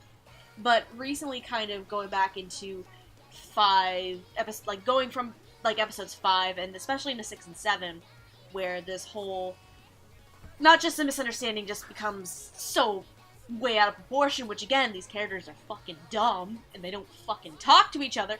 I'm sorry, I'm mad about this whole thing, but Yeah, I can agree with you there on yes, all of those they're points. so stupid. But I think Brittany's Karin is coming around a lot more now that now that the character herself is trying to learn to kind of bring her walls down and be a little less guarded. And just show her insecurities and her flaws and just be more open with people. And episode 7 is definitely probably the highlight for me so far. Because in episode 7, her and Keita do actually end up going on a date together. And I haven't seen that episode. I said spoilers were gonna happen, bitch. But yeah, you can tell she kind of lets her walls down a little bit more with Keita, especially towards the end of that episode. So it's very sweet, and despite some of the problems with partway through with the whole stalker situation, I think Brittany is definitely coming around now that the character's actually growing in a better direction. Do you want to go first, Gigi, or have you gone? I haven't done anything. I'm just sitting here. Shipping. I guess I'll go. You're just shipping Tasuku and shipping Tasuku. I'm actually gonna disagree. I actually kind of like when Brittany Karbowski freaks the fuck out. Okay. I found the episode about her losing her sanity to be fucking hysterical. I thought it was really funny. I felt bad for her, but at the same time, like, you're a bitch, but this is hilarious watching you suffer. 'Cause I'm a great person. But I like that she has the princess air to her, where she's like the mean girl she's like nerdy Regina George. No, she's not. On Wednesday mean. we played. Okay, she's not mean, but she's got the two faces to her, where like, I'm the princess wave at school. The fuck? And yes, that was a solid blue. That was like a solid blue bar on my Audacity. I just peaked like crazy. But like, I like that she freaks out, and I like Brittany Karbowski as the choice for this, because I like when Brittany Karbowski gets to come in to do simuldubs, because it's not that often, and I've genuinely just enjoyed Brittany Karbowski in a lot of things. And I like that she is this like little kind of like two-faced stalker's character that has to let her guard down over like the white bread amongst a sea of cinnamon toast bagels. But I genuinely enjoyed it. It's kind of weird because like how you couldn't pinpoint why you didn't like Tia, I can't 100% pinpoint like why I just enjoy Brittany Karbowski and her suffering as Karin Tendo. Not as a real person, but as Karin Tendo. I like watching Karin Tendo suffer. Nice. I swear to God, I'm not the devil. I swear that I've been on everyone's team at least once today, because now I'm on Team Megan. Team Megune. Brittany Karbowski, if y'all don't know, is like my #1 voice actress of all time. So she's my wife, my voice actress waifu. And this really sounds like OG Brittany Karbowski. Like if you go back in time to one of my favorite anime of all time, which is Yamada's first time, aka B Gotta HK. She played the main character in that. And this character reminds me a lot of Yamada, except for way less slutty. So I was super happy because I was like, oh, this is kind of like a nostalgia trip for me, and I love her and I love this. I did kind of think that she was a little subdued until the angst completely overwhelmed Karen's character. She's fighting a losing battle here. And at least because I stopped at 5. And in my head, because the ship has sailed, she's definitely fighting a losing battle because Amano plus Tasuku equals OTP. But I loved episode 4, the episode that was all about her. I was like, can there be more episodes just like this? Like, it got me back into the show after I kind of had written it off after episode 3. And then we got to 5, and then I wrote it off again. But I love Brittany Karbowski. She's my favorite. She even, like, redeemed Shattered Angels, which is one of the worst anime I've ever watched. But because she was in it, I liked her in it. And this is no different. It really reminded me of the older roles she used to voice. I mean, now she has, her range is like insane now. Like Miggy in Parasite, I had no clue that was her. What's her fuck in Diabolic Lovers, one of the moms, no clue that was her. She's Subaru's mom. She's like the rapey mom, right? Yeah. But like Yes. there's a bunch of roles that she's doing now that do not sound like this. And this to me is OG Brittany Karbowski, and I love it so much. And I'm so happy I finally got to talk about Brittany Karbowski, because that was one of the other reasons why I pushed for us to do this episode, because I love her. So, and I'm happy that she's doing more stuff again. Like there was this whole big period where there was nothing, and now she's coming back with a vengeance. Although I still don't ship her in Amano. I can definitely agree that Brittany Karbowski is a fantastic actress, and she definitely needs to do more stuff. Moving on to our final character of the night. And probably the other reason why we wanted to take this show as our own ladies' night. Yes. We have Keita Amano, the nerdy main character who starts off the anime by looking at a game that is probably pornography. It's a dating sim. She goes nuts at the end. It's crazy.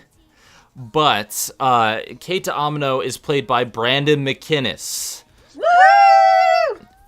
I think this is his first official lead role, yes, first of all. It is, little baby. So, yeah, buddy. Get it, boy. Would you guys like to enlighten me, because I don't know much about Brandon McInnes? Come on, you're going to remember. You should. Remember Yomakon? You're going to remember in 2 seconds. Let me do it. Yeah. No. The moment you say it. No, it was my meme. The moment you say I'm it. gonna tell. I'm the one doing this. Shut your face. So. Shut your face. Danganronpa 3 Future Arc. Oh, is this fucking the guy with the gay guy? No, that's Ian. First of all, no, the blacksmith Izayoi. Oh Izayoi deserved better. Baruka was a hoe. Why? I'm sorry, Brandon. We actually met you. I keep forgetting people. God, Yes. I am very, very bad with names. I'm sorry. A couple others. He's also Corteo in 91 Days, which Crying. again, since it's been a while, if I had finished 91 Days when we did the Dubbies last year, he would have been a fucking contender for Best Actor in a Drama. He's also Dr. Love in Eldlive, which is fucking hilarious. And he, as well as Saman Goku from Nanbaka. So yeah, Brandon McInnes is an amazing actor. I'm sorry. I love him. He's adorable. I love him. I loved him as Izuyoi, and I think he does a great job here. And this is such a different role for him, but it works. It really does work. And I'm like, there are parts where it could have gone wrong, but he does a great job of reining it in and saying, okay, I need to do this at this point. And his changes when he changes between serious and freak out. Yes. I think Keita's a fucking spaz, honestly. He's a spaz. I should know, because I can be a spaz sometimes. I know my kind, thank you. And Keita is a spaz, and Brandon plays it so well, and it's really adorable. And this kind of goes back to my earlier thoughts when we were talking about Kristen as the director. It's a risk, especially... Excuse me. It can be a risk when you're a new director to take someone who has never been a lead role before and put him as that lead. And doing that with Brandon here really pays off. Yes, really it does. paid off. He's really adorable, such a spaz, and I enjoy every second he's on screen. And his interactions with every other character just seems so natural to him, with probably the most natural interaction being Tasuku and Cliff's character. because of course we love that. Gigi loves that ship. But yeah, his interactions with the other characters are very natural sounding, and I just think him as Keita is so adorable, and I really hope he gets more lead roles. It would be great. I think what really works about him in this role is that he definitely has this camaraderie with the other characters. And, Absolutely. And even when he freaks out, he always comes back to the right thing to say. It's almost like he's a nerdy version of Joker from Persona 5, where instead of being like in control of the situation, he's always freaking out. But at the end of the day, he comes back. He says the thing that people need to hear. Yeah, which is funny because at the beginning of the show, he's shown to be one of the most antisocial and lacks a lot of social skills. So it's very interesting to see him be that insightful. And I think one of the high points is, again, going back to Gigi's wonderful bridge over here, where he's confronting Tasuku. That in and of itself is Long live the king. that was a really great scene because Keita doesn't want to join the gaming club because he just wants to play games for fun, not for sport.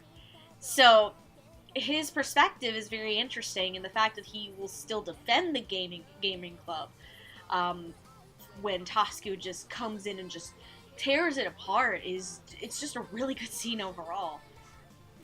I think what really got me was that bridge scene was great, but a lot of the episode before it where he's just having fun playing games and he's reminding Tasuku like how fun it is to play games. Yes, absolutely. Like that was so great.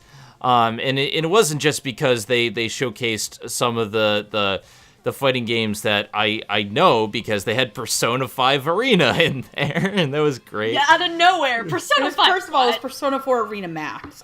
Persona 4 Arena. I'm sorry. No, but still, it's like, all of a sudden, hello, Persona, what? And, like, even I knew that, I'm like, shit! Just like this casting, you never saw it coming. The fact that he played as Teddy, I'm like... Plays as Teddy, great. doesn't know what the fuck to do. Teddy. First of all, if you're gonna button mash in that game, you fucking play as, what's-her-nuts, the hot spring girl. Oh, you mean, not... Yukiko? Yukiko. Yeah, not Chie. Fuck... Well, I want to see Chie fuck Yukiko, but that's another story. Whoa! I'm sorry, that's a good ship, don't you slut-shame me. I'm not shaming you. I don't know Only what you're Jesus. talking about. Only Jesus can kink shame you. Remember? I thought you were gonna say yeah, only we just Gigi can can kink shame you, and I was like, that is also true. Anyway, back to my thought. I just love when he's saying, like, everyone wants to win, but, you know, that's why we play games, but just because you don't win doesn't mean games can't be fun. Right. I love that scene. That was a good moment. That was a really good moment for him. But anyway, Megan, it's your turn. Go. Okay, first of all, before we start, why wasn't Yusuke and Joker a fucking ship route in Persona 5 Atlas? Anyway, back on topic. I liked Keita. I liked Brandon as Keita a lot because I have not watched 91 Days, and now I can't until November because my mom wants to watch it with me, and I can't watch it with her in streaming because she doesn't like to sit through the openings, and it's too much of a pain in the ass to rewind. Fast forward. He's so good as Corteo. He's so good. I already know his fate thanks to you and Ari, you two pieces of shit. Corteo is a cinnamon roll. He did not deserve that shit. Why? I love Corteo. Damn it. Pour one out for Corteo, everybody. And then Izuyoi is very deep and very masculine. Keita Amano looks like the only thing he could fight was a piece of white bread, and the white bread would fucking win. Yes. I really like it because I think it's really cute that Brandon's really cute in this show, and Brandon is really cute. But I really enjoy. Yes, he is. He is really cute. I really hope you still have the Izuyoi keychain I gave you in Detroit before you and Tatum ran into the rave. But, like, oh yeah, Ruruka's still a hoe. But I really enjoyed it, and I really hope that he gets to play some more leads, because this is proof that he can do not only a lead voice, but he can also do comedy leads, which is a really hard thing to do, because if your timing is off, or you're not as into the character as it needs to be, or if you're a little too over the top, it can ruin it. And I think Brandon really walks that line so well, where he doesn't go he can go nuts, but he doesn't go too nuts to where the point where you're wondering, well, why are Bonnie and, what was that movie with Susan Sarandon and Gina Davis again? Thelma and Louise. Thank you. If you go too hard, you're Thelma and Louising yourself off the cliff and into the pit of this is not funny. And if you're not, then you're Easy Rider, where everything is high and communism is and Americanism is bad. But I'm tired and film studies is happening. But I really liked Brandon, and I hope to see more from him. Gigi. Gigi, what do you think of this? My Skype call was cutting out.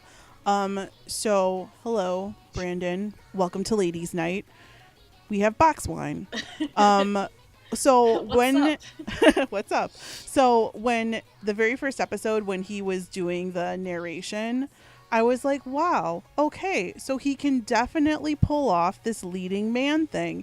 And then stupid Gigi thought he was going to be like every other protagonist in anime. Sorry, every male protagonist in anime, where he was going to be a boring as shit protagonist. And I am so glad that I was fucking wrong, because other than that narration, everything else that he says is so over the top, and I love it. I love all the different kinds of inflections that he uses. I love how Amano is clueless 3,000% of the time. I think the most passion, again, obviously, is with Tasuku, but I think he has these inflections and these things in his voice that he uses to basically make every character fall in love with Amano, which is pretty much what this anime is all about. And then a lot of screaming. God, I didn't think there would be so much screaming, but it was really cute. And I think he's innocent. And he's not screaming because they're making it under the bridge downtown. We'll sing Red Hot Chili Peppers later. But the only screaming he's doing is whenever What's His Nuts plunges in. Tasuku. Oh gosh. This ship is still alive. But I really, for his first leading role, and because I hadn't heard him in anything other than Nanbaka, because I haven't watched any of those other anime, and I thought he was brilliant in Nanbaka too. But for his first leading role, with all of the different acting, like legitimate acting that he has to do in this show, fucking bravo, Brandon McGinnis. I owe you a box of wine, my friend. Yeah. And you are adorable. And that is why this is Ladies' Night. So thank you for being you and a friend. Thank you. We're done. And now you guys gotta go watch 91 Days. I don't like that kind of shit. I can't. Wait. Does everyone have an accent, or do only some people have an accent? It's like American gangstery accents. Yeah. As long More as like everyone, Chicago, New York kind of stuff. Okay, I have a Chicago accent. It's not like you're out of the country. Okay, then fine. Yeah, then I can watch 91 Days. But it's very prohibition, like more like region kind of thing. You know what I mean? But if you have to do it, watch 91 Days for anyone, do it for Brendan as Corteo. That sweet little cinnamon roll. Do it for Corteo. Hashtag do it for Corteo. Hashtag do it for Corteo. How do you spell Corteo? I don't know. Coreto, I believe. Hashtag my heart will go on for Amano / Tasuku. Brent, I gotta pull up his ANN again. Hold on. Oh no, fuck, I spelled that wrong. Corteo. Okay. Hold on a second. Hold on. I'm tweeting this shit right now. Did you legit, are you fucking tweeting? COR. Yes. How do you spell it? TEO. EO. Fucking tag him in it. Do it for Kote. Tag that bitch in it. Anyway, guys, let's wrap up. We have gone through all this magnificent. We have gone through this magnificent cast of characters. While there were some problems, overall, I felt that this dub as a whole was fantastic. This is certainly one of the better dubs that I've been a part of. Not my favorite show. I still think The Royal Tutor is the favorite one that I've seen for this podcast. But The Royal Tutor is fun. the Royal Tutor is fun. But with that being said, I think all of these actors bring pretty much their A game. And even though we have problems with a couple of them, I don't think that's a problem of the actors. I think that's a problem of a lot of the things going in from the show. And so, like, overall, I do have problems with gamers. I really wish it was about them actually playing games. But when it gets deep and when it gets to these really great moments or when the comedy is on point, it really has me going. But this is a rarity where the dub actually makes me continue to watch the show, even at its worst points, because it is that good. This is one of my favorite dubs in a long time, and I remember the first thing I ever tweeted about this, and you can quote me on this dub is a masterwork. I remember you putting that on Twitter, that it was like a masterwork like Nozaki-kun. I remember that. Yes, because this was my Nozaki-kun. This was one that I saw, and regardless of the sub or whatever, this dub hit every single point completely right.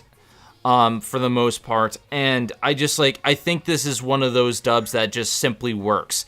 It's one where all of the characters are great from the get-go. They don't take time to really get into their roles. They're just there, and I think that's a rarity.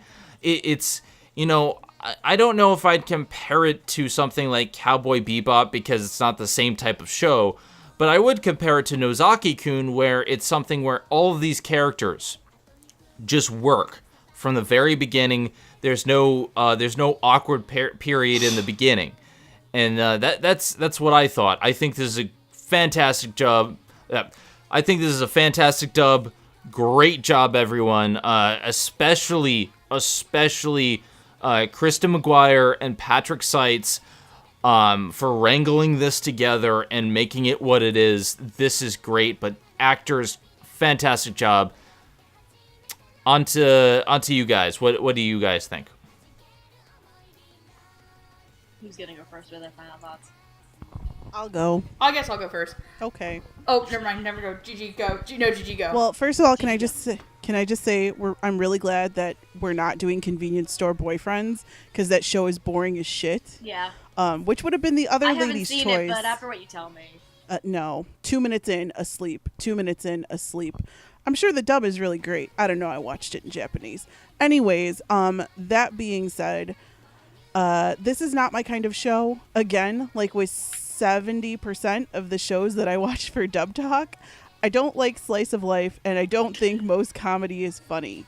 In the Japanese, this is pretty much just a slice of life comedy, and I don't think it's funny. However, in the vein of Tokenranbu Hanamaru and in the vein of The Royal Tutor, which actually I did end up liking, by the way, the dub makes the show. The dub, the directing, the writing, the acting, and the English, it makes the show. I would not have had as much fun as I did in the second episode if I didn't think the two dudes were banging. And I couldn't even say it with a straight face.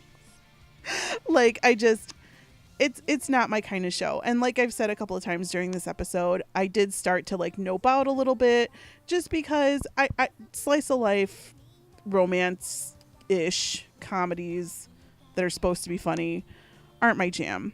But the dub kept me going, and if it were not for the dub, I wouldn't have watched it clearly as far as I did. So good job to everyone involved. I don't know if I'll actually finish this anime in a timely manner. Maybe it'll get the Royal Tutor treatment. I don't know, like where I ended up really liking it when I went back and watched like the last however many episodes. I still haven't seen the last episode, so don't spoil it for me. But as of the last episode, I know I've been putting it off because I don't want it to end. But trust me, really, the Royal Tutor is worth it, and they need a season 2. So they need a season 2. I doubt it's happening because the ending is anime original, unfortunately. The whole anime is anime original. If the merch sells well, it might. There's a manga now? I thought the whole thing was... There's been a manga. There's been a manga, but the ending of the anime is anime original only. Okay. And it did get the blessing of the manga author from memory. Okay. Well... Oh yeah, it made the mangaka cry. She fucking bawled. Okay, don't tell me because I have one episode left and I'm saving it for just go watch it. But anyway, good job to Kristen, Patrick, Brandon, Cliff, Brittany, my wife, Alejandro, my boo, Tia, Howard Wang, you're still awesome, Marissa Lenti, and Dawn Bennett. Thank you for doing what you could to make this show interesting for me for 5 episodes. You guys are great. The dub is great. This is not my jam. I guess I'll go next. I really enjoy the show. I do plan on finishing it, as it's actually been one of my favorite anime of the year. I kind of have this tied right now at number 3 with another romantic comedy anime because they both make me die laughing. That being Suredure Children, which make me laugh uncontrollably hard for 2 different reasons. And I know Andrew and I definitely kind of want to do Suredure Children as a review, but it's going to be a small undertaking with that cast because it's not as small as this one. Even with, I know a lot of people have flaws with the story not being about a game club, but it honestly kind of reminds me about my own university's gaming club, the University of South Florida, VGC, Go Bulls. I mean, we one time ran a LAN party called The Land Before Time. Whoever came up with that name is a fucking genius. Tony was pissed. Tony was like, God damn it, you guys. And we're just like, Land Before Time! Land Before Time! But one of the things I actually remember was that a lot of the people in the video game club, 2 of them I don't know if they met there, but I met them there together, and they've actually since gotten married, which is Perry and, oh my god, fuck, I forgot her name! Ah, no! Why do I remember Perry's name? Ah! What the fuck is your wife? Your stupid wife's... Your wife isn't stupid. What the friggity frag? What the... Now it's gonna bug her. No, I'm literally looking at it, where, what the heck is your name? I know their last name is Fisher, that's why. Yeah. I'm so sorry. Ah, no, hold on. Jess and Perry Fisher, literally, my friend... He proposed to her at a League of Legends tournament in front of Team Solo Mid. Bjergsen's in the background. By the way, yes, I like LOL. But, I like that about this show, that it wasn't always about the gaming, because sometimes the biggest game that we all play is life. Her, and love is a game. Love is a battlefield. But I enjoy the show, and I really like the dub. I like that the cast isn't all 100% who you'd think it is. I like that there's some actors who have done anime, but maybe not have gotten, the spotlight over some other actors.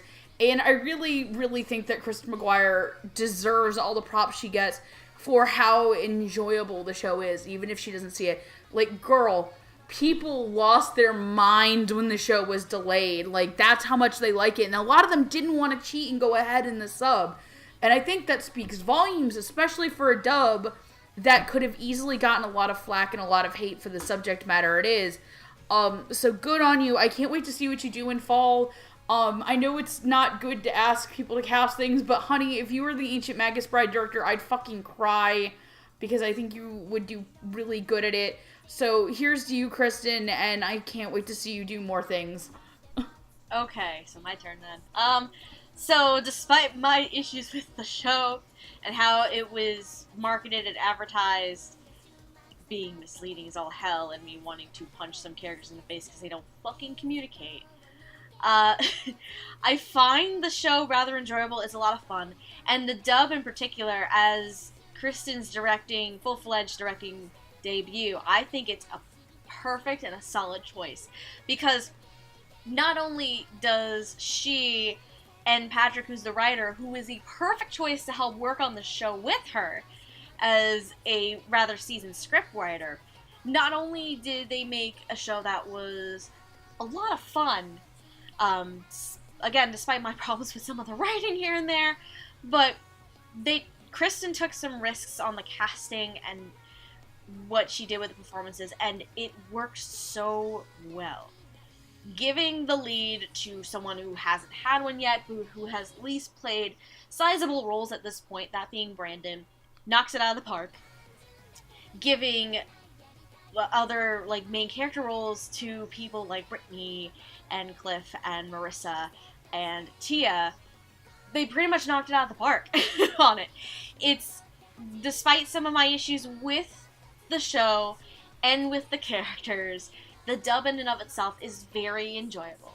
And I probably will finish it. I probably won't finish it right away, only because I have 20 other things to do, finish Tsukigakure for recording tomorrow. Whoops. Yeah. And watching another show for Classics episode, and also, God forbid, if Cliff doesn't get on my case about Ghostic again anytime soon, I'm gonna die. You just dug your own grave right there, sweetie. when are we reviewing Ghostic? Oh, dear sweet baby God. Jesus. You're not even on that episode, Zen. I know. She's I just am. messing with I like trolling. I will be your Tasuku for the evening. I won't be. I guess I can be a Aguri because I'm really loud. Oh Lord, please don't lose your voice. Costco! We have to record tomorrow, and you're recording another one in 10 minutes. I'm literally Stop. recording in 5 minutes, so. All right. Anyway, children. But anyway, the show itself, it's not the best thing in the world because the show itself has its flaws, but the dub makes it so much better. It's a funny show. It has amazing performances, especially from people who you don't normally see them go that route.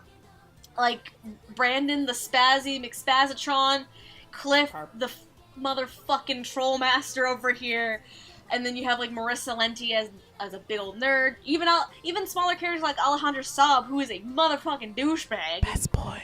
Douchebag gamer. Douchebag. It's great to see some of these actors branching out and just kind of taking on some roles that you don't normally see.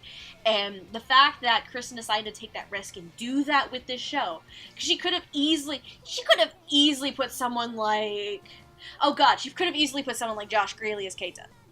Easily. But she didn't do that, and she decided to take a chance on Brandon.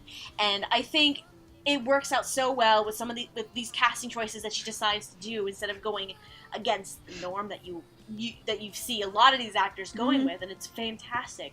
So, in and of itself, go watch the dub of Gamers, because it's a lot of fun. All right, children, so we are done with our final thoughts of this dub. We all had fun. Some problems, but I think we had a good time with this one. Now, before we close us out, why don't you all pimp your pages? Pimp your stuff. Well, first, let's tell them how they can watch Gamers. You can watch Gamers on Funimation's website through Funimation Now. It's a very easy, about $5 a month or so, and the dub is definitely worth it. It is worth your time. You can watch subbed episodes if you so choose on Crunchyroll. But I prefer to watch on the Funimation website for the dub because the dub is simply fantastic. And didn't you... I'm sorry I have to bring this up. This year, you got a Funimation subscription, right? I bought a Crunchyroll and a Funimation Now subscription. Yeah. Unfortunately, due to monetary reasons, I had to briefly cancel them, but I will pick them up again. It's just, student loans are not fun. Oh no, not in the slightest. I had to deal with mine recently for reasons. With that being said, yes, Funimation Now and Crunchyroll are worth your time and money, even if the Funimation Now player is always kind of messing up on my end. But that's probably my end. With that being said, check those things out. This is definitely worth your time. Funimation Now has a whole host of different shows. Crunchyroll has a whole host of other shows. So, yeah, give those a look. All right, now pimp your pages. I guess I'll go first. Plus, I So got I have it. the shortest one. My name is Megan, and you can follow me on Twitter at QueenEra2, where I post pictures of my cat, and am generally a douchebag who will do it for Cornetto. Corteo, Corteo, fuck. Corteo, you fucked it And up. yeah, you can also hang out with me on the Funimation Discord, where I'm one of the moderators. Come join us. We have a great time. Yeah, there's a lot of really great guys there, and you can also see me in your dreams if you're into that shit.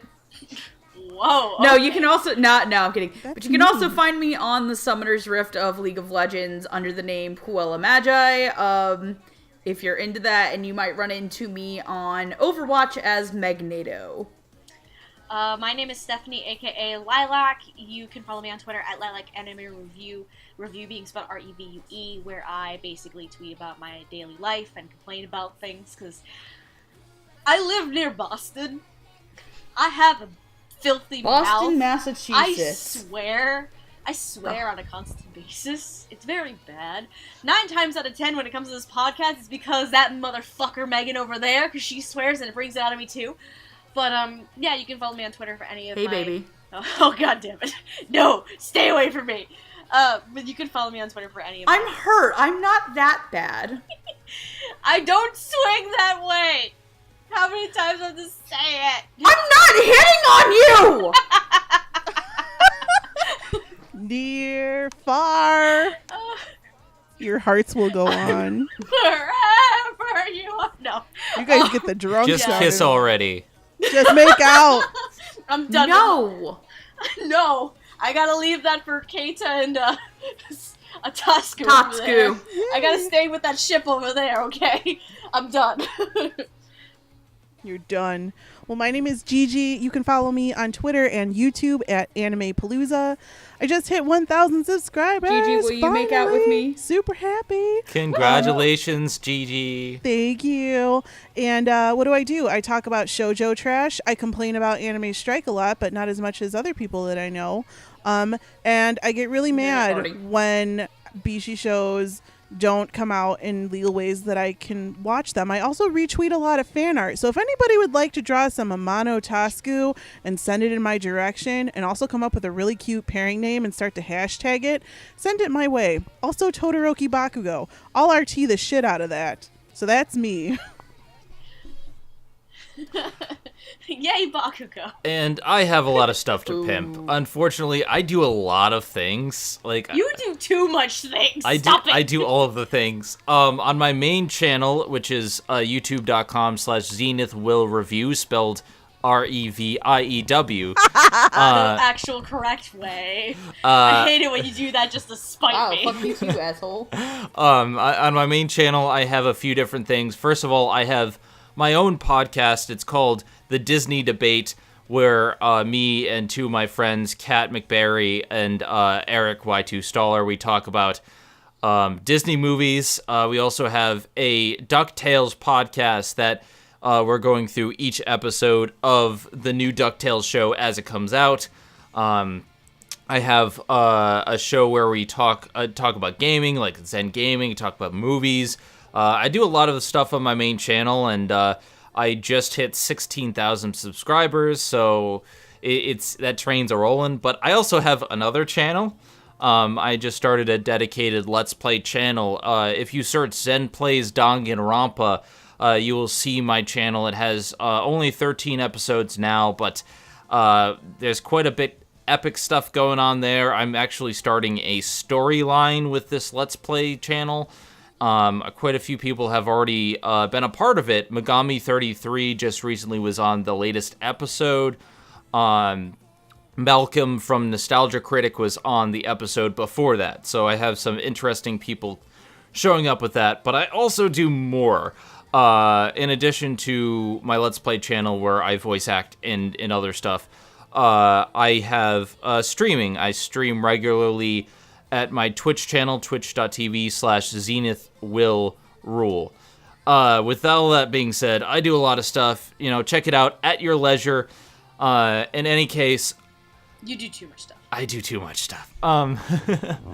check any of that stuff out. I put out generally 4 videos a week between those. If you want to, track those down in one place, I post everything to my Twitter at Zenith will Rule or my Patreon.